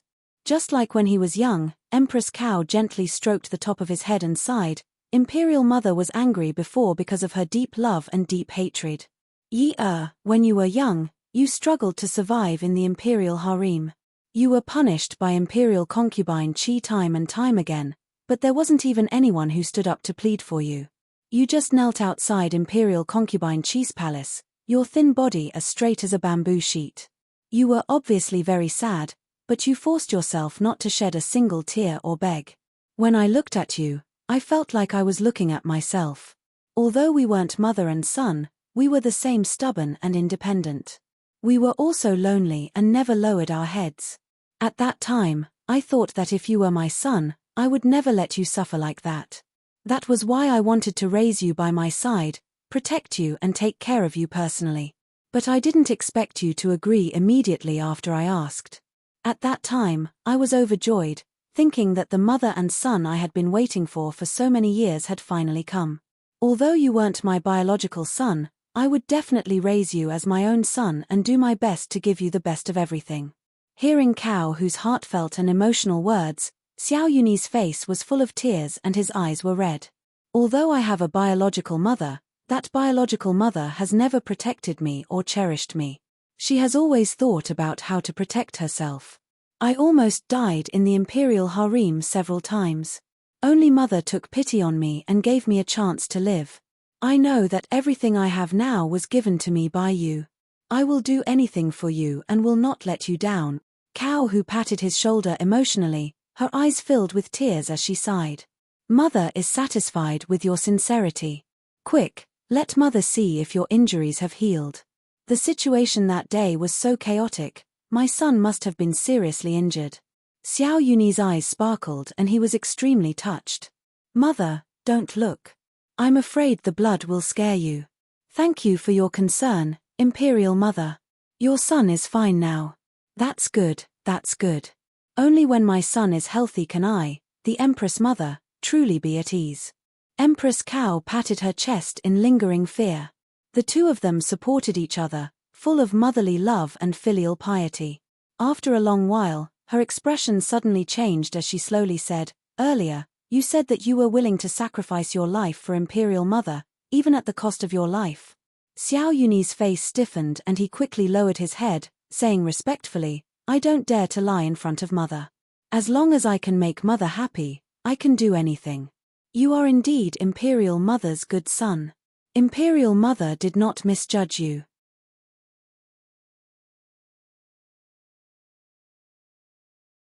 Right now, Imperial Mother has a few things that are very distressing. Empress Cao smiled kindly and patted his hand. "Mother, there's no harm in saying it. Your uncle recently died a tragic death, and Imperial Mother has been grieving for the past few days. She hasn't been able to eat or sleep at night. Whenever she thinks of him, she wants to cry. If I don't take revenge, it will be a knot in Imperial Mother's heart for the rest of her life." Xiao Yuni's heart trembled and swayed as if he had a premonition. He said hesitantly, "Imperial Mother wants me to." Empress Cao grabbed Xiao Yuni's hand tightly, her gaze as vicious as a poisonous snake and filled with endless hatred. "Yes, Imperial Mother wants you to kill them for me. That person surnamed Duan, those little beggars and Ning Shu, I want them all to die without a complete corpse. Not a single one of them will be left alive. Hearing Ning Shu's name, Xiao Yunyi's eyes widened and were filled with disbelief. He opened his mouth, wanting to say something, but was awakened by the sharp pain on his wrist. The sharp golden armor on Empress Cow's hand had pierced deeply into his flesh, so tight that it was bleeding. She gritted her teeth and said word by word, "You're hesitating.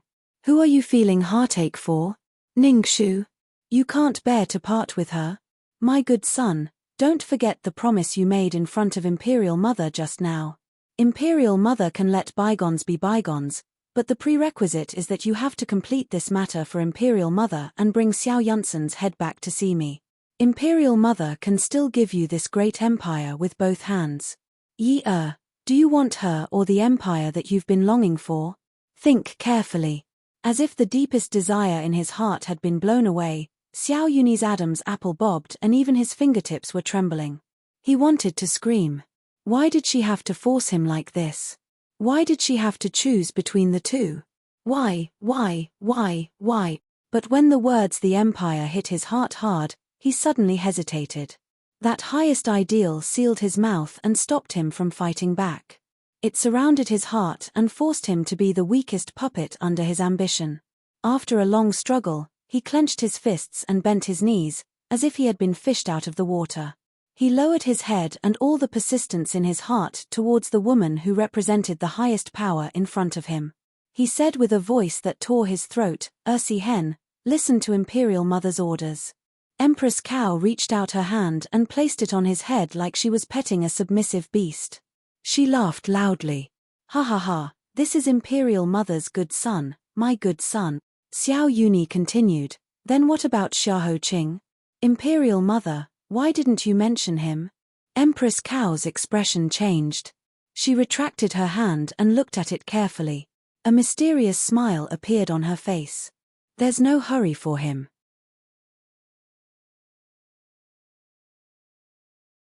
Imperial Mother wants to take care of him personally. That's the most important gift I've prepared for your Imperial Father."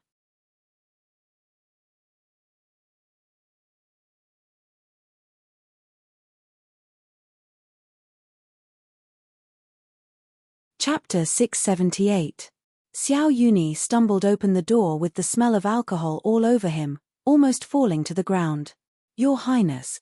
Fei Luan immediately went up to help him up. Seeing that half of his body was soaked and dripping with alcohol, her heart clenched and she hurriedly helped him to the bed, saying worriedly, "Your Highness, what's wrong?" "Your Highness." Xiao Yunyi frowned, pushing her away with a menacing aura. He even swept a large pile of things around him to the ground. "Scram, stay away from me. If you don't scram, I'll kill you." Fei Luan shrank to the side in shock, slightly frightened. She had seen many sides of Xiao Yunyi. She had seen his indifference, his shrewdness, his humiliation, his bloodthirstiness and ruthlessness when he killed without blinking. She had also seen countless sleepless nights, sitting under the porch with a hairpin and drinking alone. She had seen many things, but she had never seen him like this. He seemed to have been stuffed into darkness, so violent and dark that it was terrifying, but at the same time, his eyes seemed to be covered with a layer of ice that would shatter at any time, making people's hearts ache. Fei Luan crawled over carefully, saying with heartache, Your Highness, don't be like this. What happened? Did the Empress make things difficult for you? Can you talk to me? Don't hurt yourself, Your Highness." Xiao Yunyi opened his drunken eyes, staring at the familiar face in front of him. Her eyes were so similar, and her expression was so familiar that it made him worry about her in the middle of the night. He could not help but reach out to caress her face. He asked drunkenly, "Shu-er? Are you my Shu-er?" Fei Luan trembled, then looked down and said slowly, "Yes. I'm your Shu-er." Xiao Yunyi's pupils constricted, pulling her under him. His black hair spread out on the bed, and he stared at her in pain, his voice full of guilt and struggle. "Shu-er, I'm sorry. I still failed to live up to the promise we made when we were children. Fei Luan rubbed her neck and realized that the man in front of her actually had a day where he would cry. He bent his head to her in an imploring gesture, beseeching her forgiveness, or, rather, through her shadow, the forgiveness of another.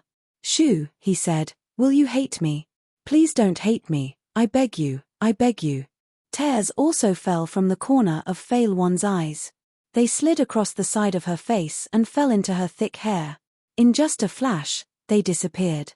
She took a deep breath and stretched out her arms to hug the man's back.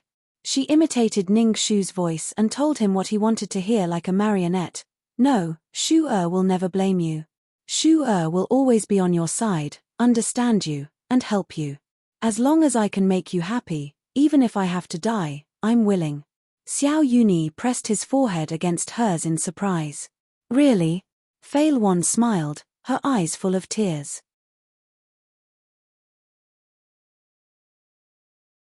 She stretched out her numb fingers and slid them gently across the side of his face, nodding solemnly.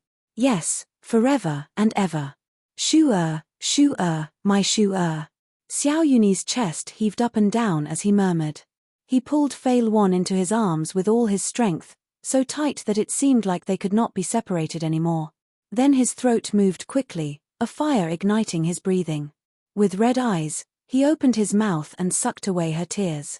He put down the curtain and slowly peeled away the beautiful dream he had yearned for so many years.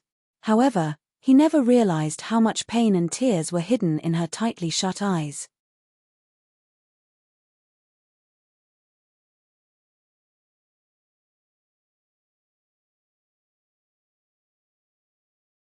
Chapter 679. Sigh. Ning Shu's finger was pierced by the bamboo strip and a drop of blood flowed out. She unconsciously pulled her finger back. The carriage slowly moved through the night where the lights were not extinguished. Xiahou Qing heard the movement and leaned over with a frown. What's wrong? His brows were knitted together and his voice was very anxious. People who didn't know would think that she was seriously injured. Ning Shu pursed her lips and said with a smile, I was just pierced by the bamboo strip on the lamp. It's nothing. But he still thought that she wasn't careful enough and actually said that she was injured. He warned in her ear, you have to be careful. Then he opened his palm and said, give me your hand. Ning Shu was puzzled as she placed her hand in his palm. What are you doing? Which finger did you hurt? My index finger. It's a needle-sized wound. It's not bleeding anymore, so you don't need to wrap. Before she could finish saying the last word, in her shocked eyes, he actually lowered his neck and opened his soft lips to take her finger into his mouth. Then he gently sucked and used his saliva to clean her wound. Ning Shu's entire body trembled as hot blood rushed to her head, burning her cheeks red. Her entire body was numb and she didn't know what to do. She only felt that the place her fingertips touched was unbelievably soft, unbelievably hot, and unbelievably gentle. And the person in front of her was the most unbelievably bad. Ning Shu didn't even know when he let go. When she reacted, she saw him calmly leaning back against his cushion. His lips were slightly hooked as he gave her a gentle smile. His voice was like a fishing line being thrown by a fisherman, captivating her soul. Ning Shu quickly pulled back her finger and tightly clenched it into her palm. She turned her head away, not daring to look at him. It wasn't until a long time later that the heat on their faces finally subsided and their heartbeats returned to normal that she coughed lightly to break the awkwardness of being seduced by him. Empress Cao's next step should be to make a move against us. Returning to the main topic, Xiahou Qing also restrained the teasing expression on his face. He habitually twisted the white bone in his palm and said, well, in the past few days, several ministers in the imperial court have died because of sudden heart attacks or were attacked by lunatics on their way to court. In short, they died for all kinds of reasons. Their deaths were tragic, and none of them had a good ending. These officials were the ones who conspired with Xiao Yunsan to barge into the palace and rescue the emperor. The court is currently in chaos. Ever since that day, Ning Shu had advised her father to withdraw from court under the pretext of illness. Only then did she know that such a huge commotion had occurred in the past few days. Cao who was going to settle the score.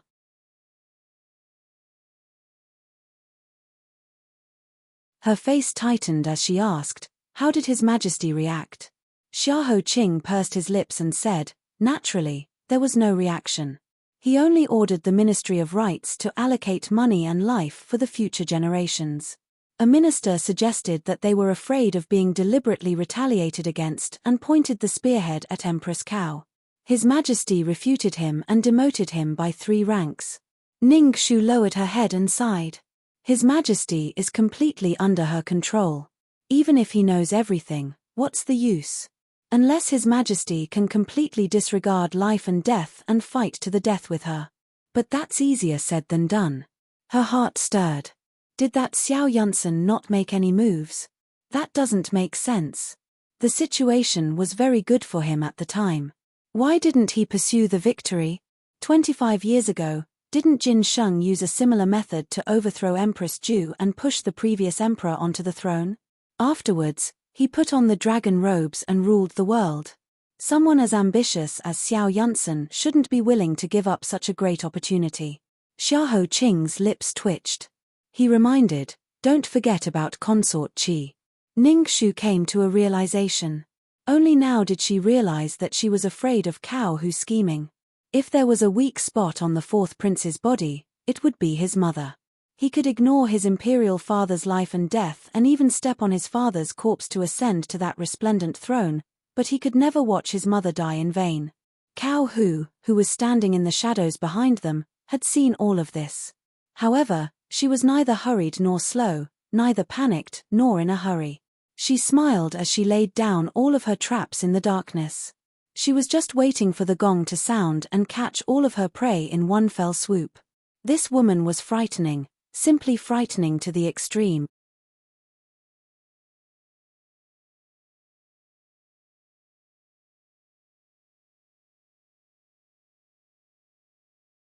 Chapter 680. Ning Shu suddenly felt a chill in her heart and said in shock, her thorns have been taken care of one by one. Next will definitely be us. Not good. Zimo and Qinshin are definitely in danger. There is also Sir Duan. He rushed to Nanjiang alone without help. He also has the secret of the kiss of the plum blossom. Cao Hu will definitely not let him go. Xiahou Qing also thought of this and immediately ordered Shi Yang to bring people to secretly protect the children. He also sent people to Nanjiang to support Sir Duan and ensure his safety. Shi Yang finally got the chance to be with Zi Gui for a while, but he was forced to separate again. He sighed, but in the end, the mission was more important. It was a matter of life and death. He could not be careless. In the end, he reluctantly touched Zi Gui's small hand.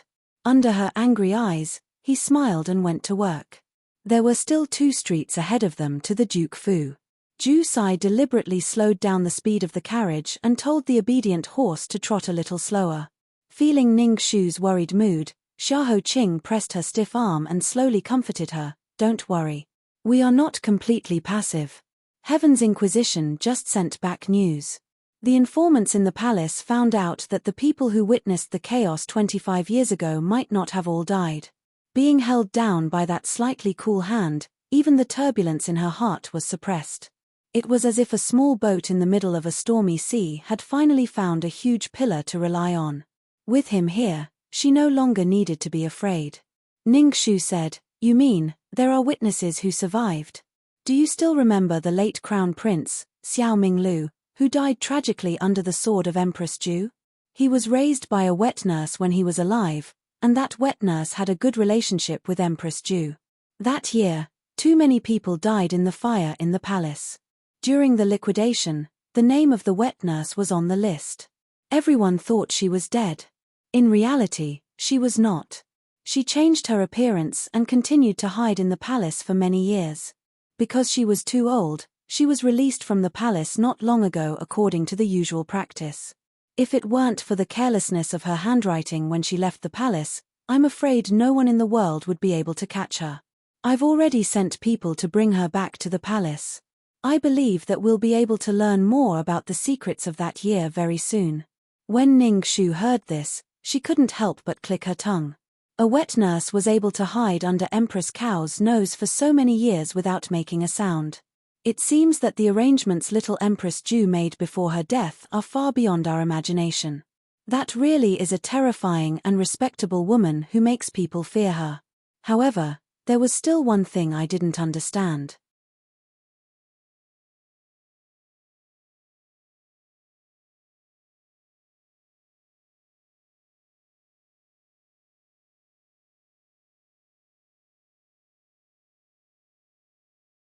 Chapter 681. In response to Ning Shu's astonishment, Xiaoqing did not make any assertions. Instead, he slowly said, "I'm afraid we'll have to wait until we see that wet nurse before we can get a glimpse of it. At present, Empress Ju's wisdom and foresight are far beyond our imagination." Ning Shu nodded and could not help but sigh. This woman who bore the burden of infamy had created countless legends when she was still alive. She had once brought unprecedented excitement to the depressed and decadent atmosphere of the Great Yu dynasty, and let countless subjects of the Great Yu dynasty see hope again. Even if she met her death in a sorry state and her legend came to an end, the hidden chess pieces she left behind during her life still led every turbulent twists and turns many years later. As the two whispered, the door of the Duke Fu came into view. It would be a lie to say that there was no attachment, especially since they had just spent the night together. It was just that the night was really late, and it would be unreasonable to delay any longer. Ning Shu pulled up the corner of her skirt and got down from the carriage. She stood outside the window and looked at him. She whispered a good night and urged him to return early. He nodded slightly and used his white hand to lift the bamboo curtain. He followed her voice and smiled gently at her.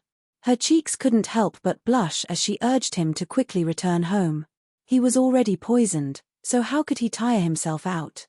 But he smiled and nodded again, still not moving.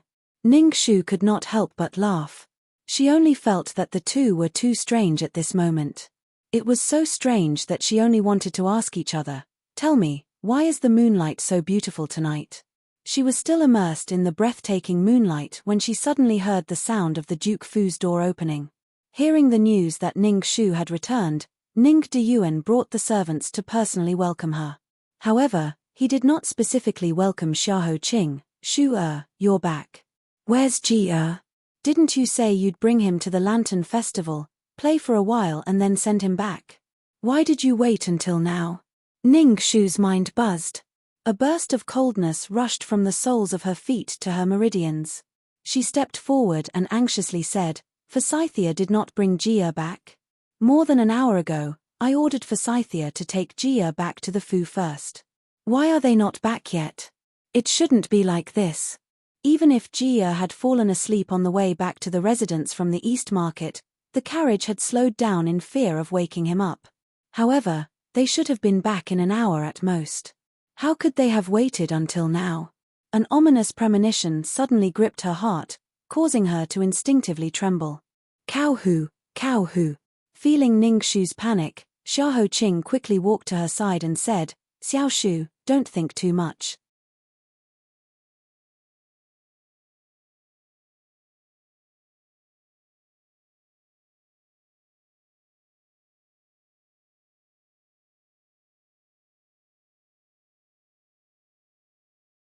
Chapter 682. Ning Shu braved the stifling wind of the summer night and urged her horse to gallop down Wensong Street. Xiaoqing and the others followed closely behind. Rationally, he knew that he should comfort Ning Shu right now and have her calm down. He could not act on his emotions to prevent accidents. But he also knew that he could not persuade her at this moment. What he could do was to protect her and never leave her side. A series of horse hooves clattered on the dead silent street, making a clattering sound. It was like knocking on people's hearts, making their hearts tighten and their hands and feet cold. When they finally arrived at Tianshui Alley, the clattering of horse hooves finally stopped. "Found it. There are traces of a fight here." Ning Shu was sweating profusely and stepped down from the horse. She did not even have time to throw down the horsewhip and trotted into the alley in the flickering light. "Jia, Jia, did you hear my voice? It's my sister. I'm here, Jia," she shouted in the dark. Even her voice was hoarse, but she did not get any response. What she found was a broken carriage parked in the alley. The axle was broken, and it was covered with knife marks and blood. She trembled uncontrollably.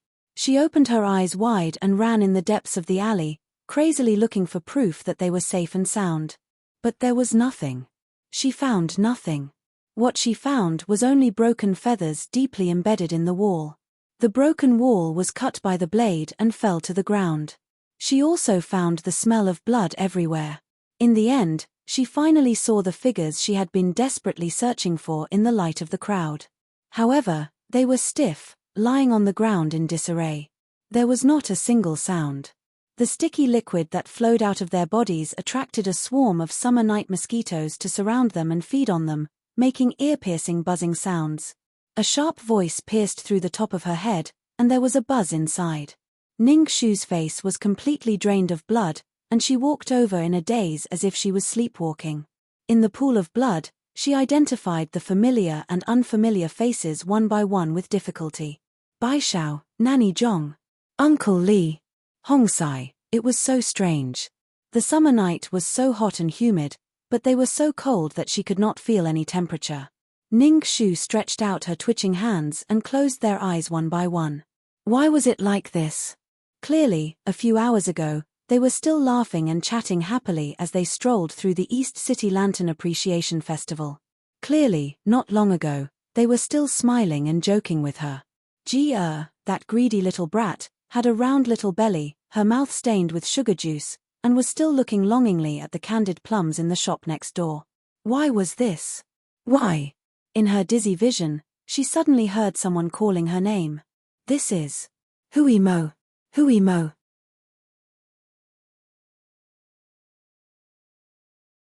Xiahou Qing's face turned cold.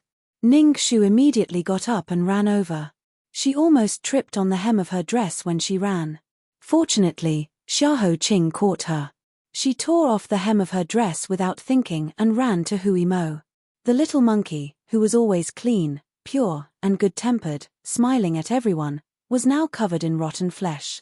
The merciless swords had left countless bloody holes all over his body, and each hole seemed to contain a spring, dyeing the blue clothes he always wore into a dazzling dark purple. This was the child he brought up. In the past 10 years, he had absorbed the strength of living from this child countless times. But now, this child was dead. When he smelled the smell of blood, Xiahou Qing's body shook and the blood on his lips faded. But when the tip of his ears moved slightly, he suddenly said, "Don't cry. He is still alive. Juicy, protect his heart." Ju Sai and the others didn't even think about it. They immediately obeyed the order and lifted Hui Mo's weak body. They forcibly transferred all their internal strength into his heart meridian until Hui Mo, who was originally like a corpse, suddenly rolled his throat and spat out a large mouthful of blood. His eyes finally opened slightly. After recognizing the anxious faces in front of him, he first smiled and then pursed his lips and said, "I'm sorry, Miss Ning. I didn't protect the second young master. I'm useless. I'm sorry." Ning Shu's eyes were full of tears. She half knelt in front of him and held him steadily. "What nonsense are you talking about? You silly child, don't talk anymore. It's not your fault, so don't apologize to me. Otherwise, I will be ashamed. Hui Mo, please hold on. You must hold on." Hui Mo squeezed out a crying smile and fainted.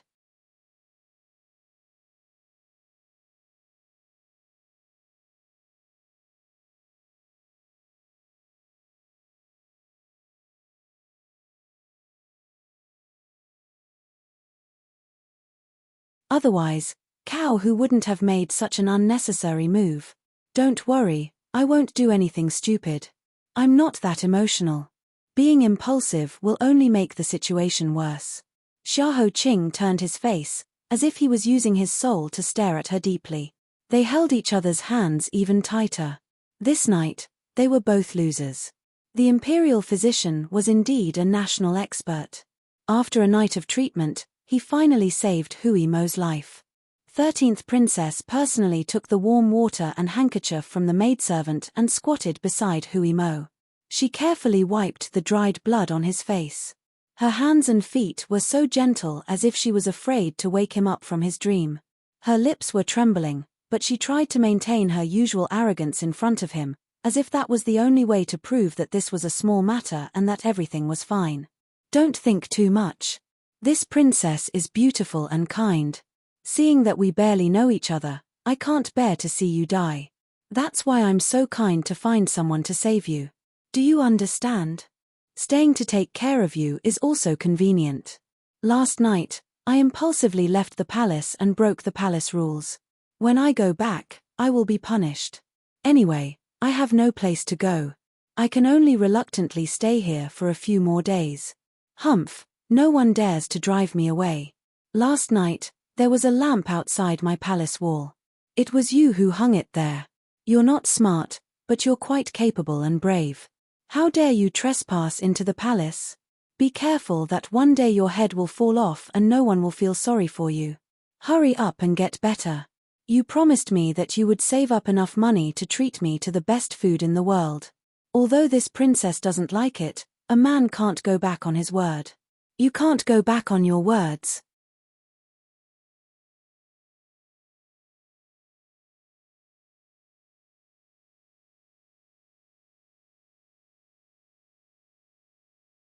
Chapter 684.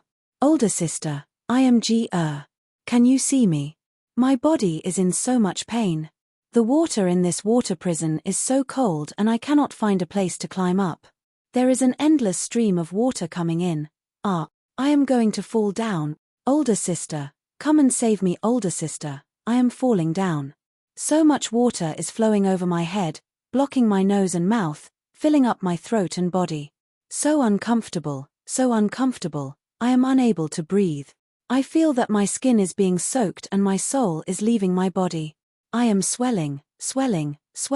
I am going to burst. Older sister, I am not in pain anymore because I am dead. Why did you not come and save me? Why did you not come and save me? Why did you not come and save me? Ning-Shu abruptly woke up from this terrifying dream. Her back was completely soaked in cold sweat and even her teeth were chattering. She forcefully pinched her palms until her flesh turned red. Only then did she force herself out of that heart-wrenching nightmare. How long had it been? How long had it been since she last dreamt of that life? She had not dreamt of that water prison. She had not dreamt of Ji-er's swollen body soaked in the water. She had not dreamt of those eyes that refused to close even in death. They had been soaked in the water until they had turned grey, but they had stubbornly looked at her, as if questioning why she had not protected him well. Pain. It was so painful that she was about to split apart. She had clearly made a vow with her soul in this life that if she had the chance to start over, she would definitely escape from that life's prison and not let her loved ones suffer any more harm, but she still went back on her words. Her little Ji-er was only 5.5 years old. He was obviously a little older, but he had already learned to worry for her, saying that his older sister was the best in the world and no one wanted to marry her. When he grew up, he would marry her. But now, her little Ji-er was lost. Ning-Shu closed her eyes and took a deep breath before opening the bamboo curtain, stop the carriage and take off the horse harness. The servant who replied was Fu Ling, Baishao's good sister. Since she saw Baishao's corpse, her tears stopped and her eyes turned red. She used her sleeve to press on her red eyes and asked, "Young miss, where are we going? Aren't you going back?" Ning-Shu turned her head and looked at the highest point of this ancient and majestic city. There was a dazzling golden light. "No, I want to enter the palace." Zigui, who had rushed back to Ning-Shu's side as soon as he heard the news, widened his eyes in worry when he sensed her intentions. He grabbed her sleeve and shook it hard. He anxiously gestured with his hands and tried his best to stop her. "No. Young miss, did you forget what you said to Shizzy? He absolutely won't let his emotions get the better of him."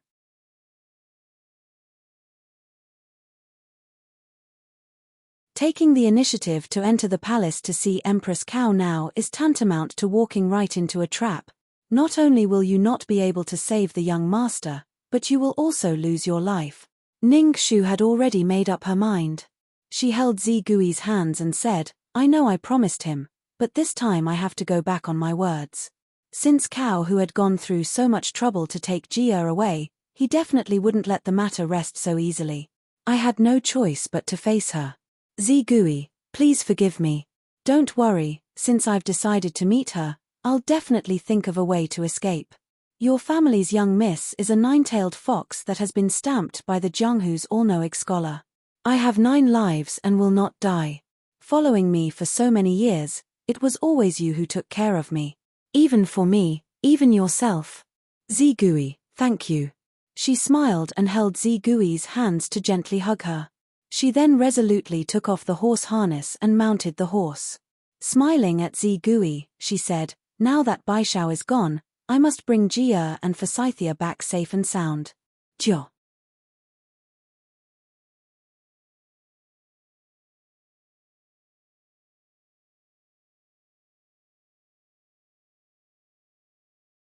Chapter 685. This was the fourth time that Ning Shu had knelt on the cold and hard tiles of the Phoenix Algae Palace. She straightened her back and lowered her head. This subject's daughter, Ning Shu, greets the Empress. On the Phoenix seat, Empress Cao was slowly washing her hands under the care of a palace servant. Her makeup was not messy at all. From beginning to end, her eyelids didn't even lift, as if there was only air in front of her. In this deathly silence, Ning Shu's palms were tightly pressed against the cold tiles under her knees. She lowered her head again. This subject's daughter, Ning Shu, greets the Empress. Empress Cao gave a light snort and still ignored her, as if she was dead. Time passed inch by inch. Panic was like a claw that reached out from the ground and grabbed a person's heart when they weren't paying attention. Then it was played with in the palm of its hand. It looked coldly at how much blood was hidden in your heart, how much longing you had, and how long you could endure. Ning Shu silently curled her 10 fingers and locked them in the narrow and cramped cracks of the tiles until her fingertips turned white. She finally did as Empress Cao wished and completely bent her unyielding waist. This subject's daughter, Ning Shu, cannot be forgiven. I have specially come to beg the Empress for forgiveness. I beg the Empress to be merciful and give me a way out. In the end, the rare word beg came from her mouth. Empress Cao's eyebrows moved. She waved her hand and ordered a palace servant to bring a soft pillow for her to lean against. Only then was she willing to give her a pitying look. She smiled coldly and said, "What did you say? Ben Gong is old and can't hear clearly. Say it again." Under Ning Shu's long eyelashes, she hid all of her emotions and put down all of her pride. This subject's daughter, Ning Shu, is extremely daring. She disobeyed Niang Niang and committed an irreparable mistake. This subject's daughter will not object to her punishment. However, my younger brother, Ning Ji, is only 5 years old and doesn't know anything. He is innocent. I beg the Empress to be merciful and let him go. This subject kowtows in thanks for your Highness' mercy. Cao Hu raised his eyelids and sneered. He looked at her with an expressionless face. His deep eyes were filled with hatred that couldn't be dissolved. She waved her sleeves and tossed the golden basin in Cai Bin's hands in front of Ning Shu. She then tossed the basin full of water in front of Ning Shu. Show mercy. This consort once gave you a chance, but how did you repay this consort? With your disobedience or your betrayal? Ning Shu closed her eyes and allowed the water to splash all over her face. Streams of water flowed down her cheeks and slid down her neck and collar. Half of her body was wet. She didn't move at all, willing to bear Cao Hu's wrath. Because she knew that if she couldn't satisfy Cao Hu today, Jia would have no way out.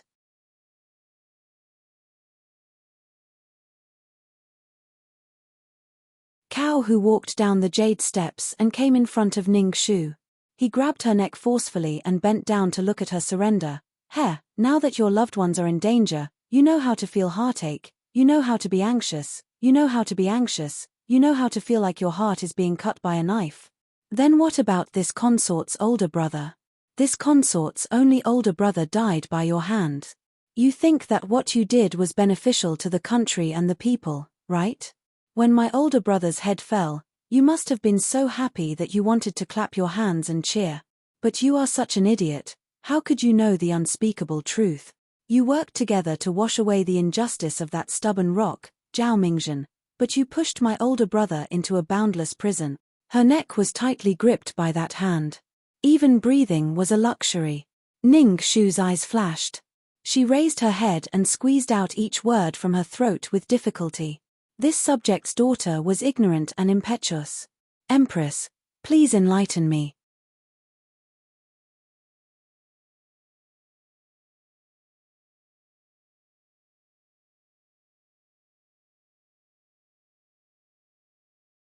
Chapter 686.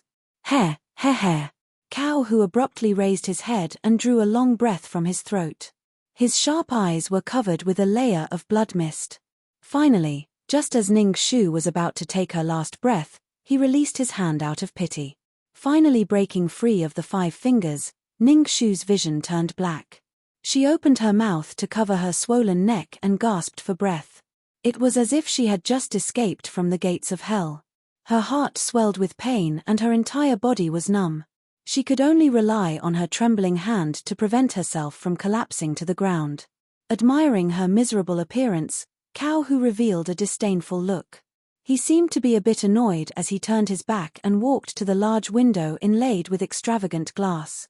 The light above her head was cut into countless small pieces through the window lattice and soaked into her bright yellow phoenix robe. It appeared particularly cold and ethereal, as if it was a dream. She was clearly mocking, but it also seemed like she was crying. You guessed correctly.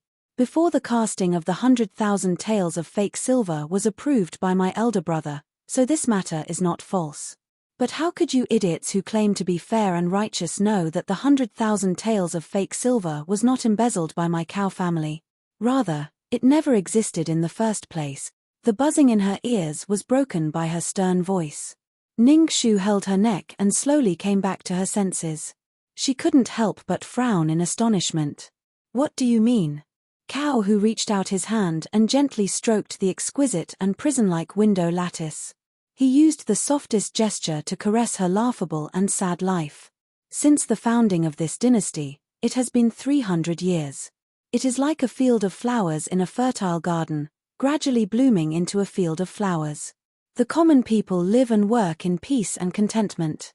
The court is full of vitality and everything is new. Whether it is the people's livelihood or the military, they have all reached their peak. But as the saying goes, people do not have 1,000 good days, flowers do not bloom for 100 days. When the peak of prosperity reaches its peak, it is the beginning of decline. Since Emperor Gaozu ascended the throne 100 years ago, because of his honest temperament and tolerance, the wolves outside the Great Wall who originally submitted to our dynasty began to stir. Later on, our dynasty experienced the chaos of the 8 princes and the Zhu family's calamity. Although our dynasty's appearance is still extravagant and resplendent, in fact, its vitality has been greatly damaged. In recent years, the southern Yang and Quan Rong have continuously invaded. In addition to the continuous natural disasters, it has been one disaster after another. Due to the years of war, the treasury was emptied. The previous year, when the flood in Hanjiang, it was once again depleted.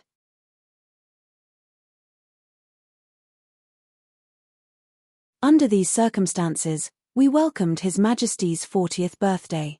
The essence of a country lies in the ruler who rules over the people.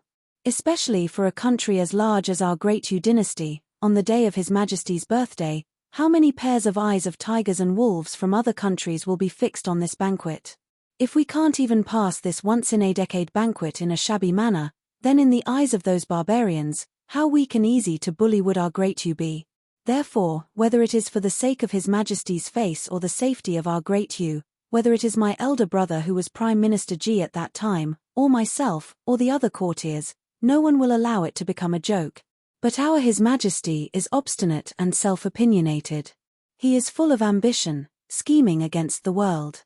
From Empress Ju, from the hands of the deceased Crown Prince, he personally snatched the supreme throne. With such pride, how could he be willing to admit that he is just another mediocre ruler like the previous emperor? Although this country did not decline in his hands, it also did not prosper in the slightest.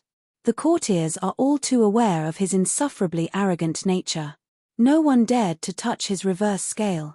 At this time, only my elder brother stood up and shouldered all of this.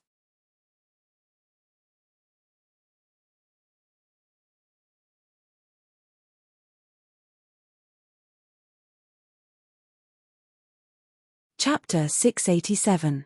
You only see the luxurious and extravagant side of life, and think that the imperial family is all scum who indulge themselves in luxury and splendor.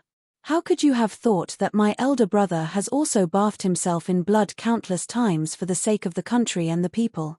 Empress Cao turned around and glared at Ning Shu like a raging inferno. Yes, This empress admits that in the matter of Zhao Mingzhen, our actions were indeed inappropriate, even somewhat despicable. However, that was only because we were forced into a corner. Once the matter of the silver forgery was made public and the entire 9 provinces knew about it, my elder brother would be punished. Most importantly, everything that we had painstakingly arranged would be completely wasted. From then on, Great Yu would become the laughingstock of all nations and would never be able to raise its head again. Ningxu, do you know that this world is not black and white? Ask yourself honestly, you have protected the justice in your heart, but is my elder brother truly wicked beyond redemption? Should he bear the disdain of the entire world and die a violent death? Then what about all the things he had done and all the blood he had shed? Her voice seemed to have the sharpness to cut through flesh, as if it weighed 1,000 jin. It was like an axe that chopped down on Ningxu's bent back. An enormous mountain came crashing down. Ningxu could see with the naked eye that she was slightly swaying. That mountain was too heavy and too frightening, as if it wanted to crush her entire body into the earth, making it impossible for her to climb back up. After a brief moment of absent-mindedness, under Empress Cao's oppressive and scrutinizing gaze, Ningxu slowly straightened her bent back. She raised her head and spoke with a voice as clear as water. Reporting to the Empress, in Ningxu's eyes, the world is not black and white. Indeed, the words and actions of the imperial brother-in-law are truly admirable. In the past, it would not be an exaggeration to call him a great hero. The matter of the silver forgery is pardonable, but is this the reason for all of your evil deeds? In the Empress's eyes, the imperial brother-in-law has made great contributions to the country and the people, but in the eyes of the Zhao family and the people of Hanjiang Prefecture, Lord Zhao has also made great contributions. Could it be that while the imperial brother-in-law's righteousness is righteousness, Lord Zhao's righteousness is not? There is no reason for this. Empress Cao snapped, "What do you know? Balancing the two evils was the lesser of the two. Under the circumstances at that time, the death of Zhao Mingzhen could cover up all the troubles, so why not do it? What's more, Zhao Mingzhen wasn't killed by us alone. Back then, because he was stubborn and didn't know how many of his colleagues in the court were offended.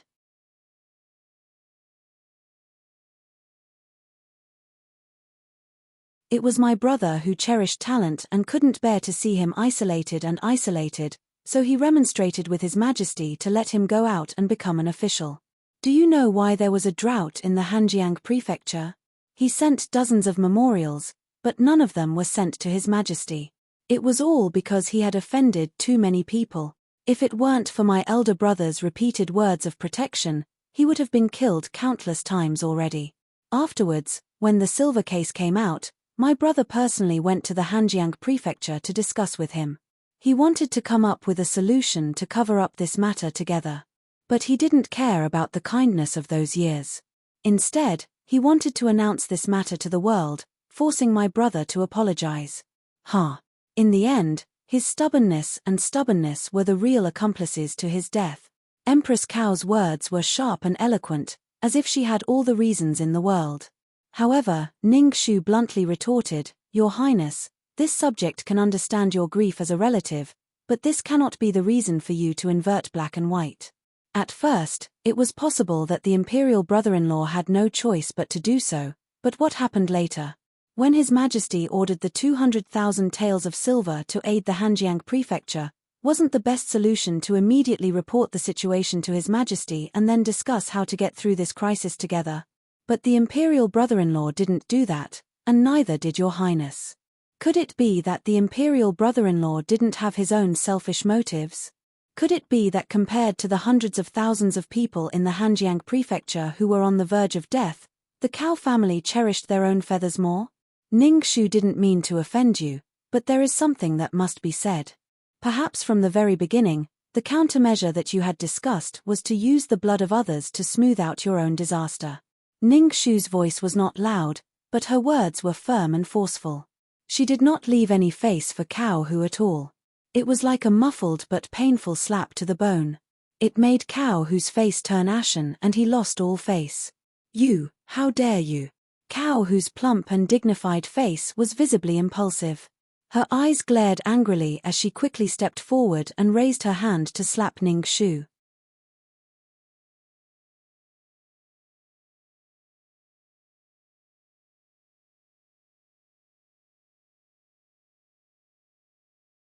Chapter 688.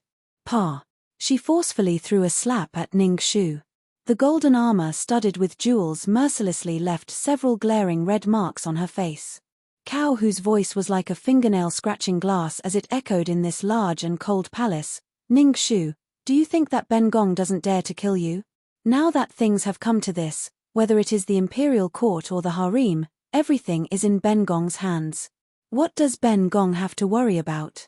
Even if that Xiahou Qing is willing to pull the entire Cloud Swallow province to rebel for you, Ben Gong has nothing to fear. Moreover, he himself is like a clay Buddha crossing a river, unable to even protect himself. Don't forget why you came to kneel and beg Ben Gong today. Ning Shu's head turned to the side from this slap. Her ears buzzed and a cut appeared at the corner of her mouth, dripping with blood. Facing such a thunderous rage, Ning Shu's expression remained calm without a trace of emotion.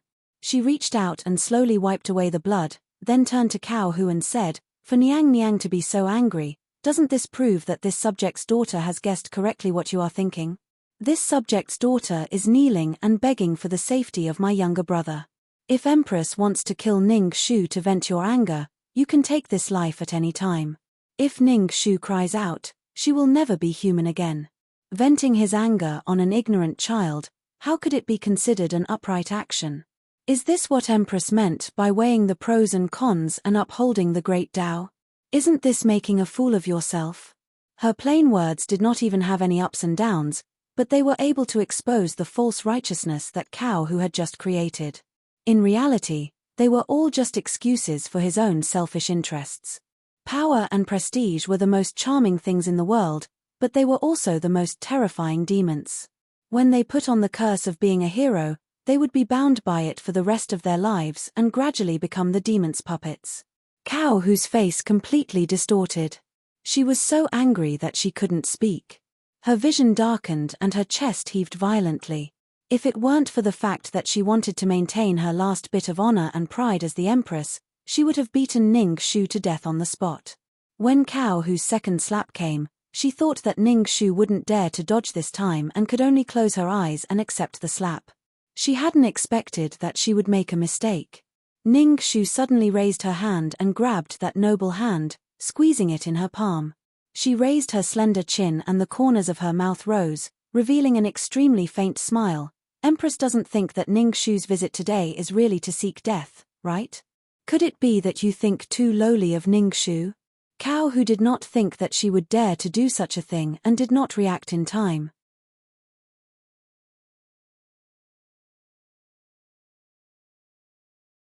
It took him 2 tries before he managed to free his wrist from her grasp. Taking a step back, the palace maid's dagger was already at Ning Shu's neck. "Ha! Ning Shu, your mouth is as stubborn as ever. This consort is very curious about what other tricks you have up your sleeves." Ning Shu was forced to crane her neck, but she wasn't afraid. Her long eyelashes fluttered like a butterfly that was ready to take flight at any time. It can't be considered a trick. I just don't know if Empress has thought about this. If Consort Qi had an accident, would the 4th prince still be restrained by you? What have you done? Ning Shu shook her head lightly, as if sighing softly. Now that you have great power in your hands, killing us and destroying our corpses is a simple matter. I'm afraid that even if we turn into ashes, no one will know our whereabouts. In this kind of situation, even if Ning Shu was despicable, she had no other choice. This was something that Empress personally taught me.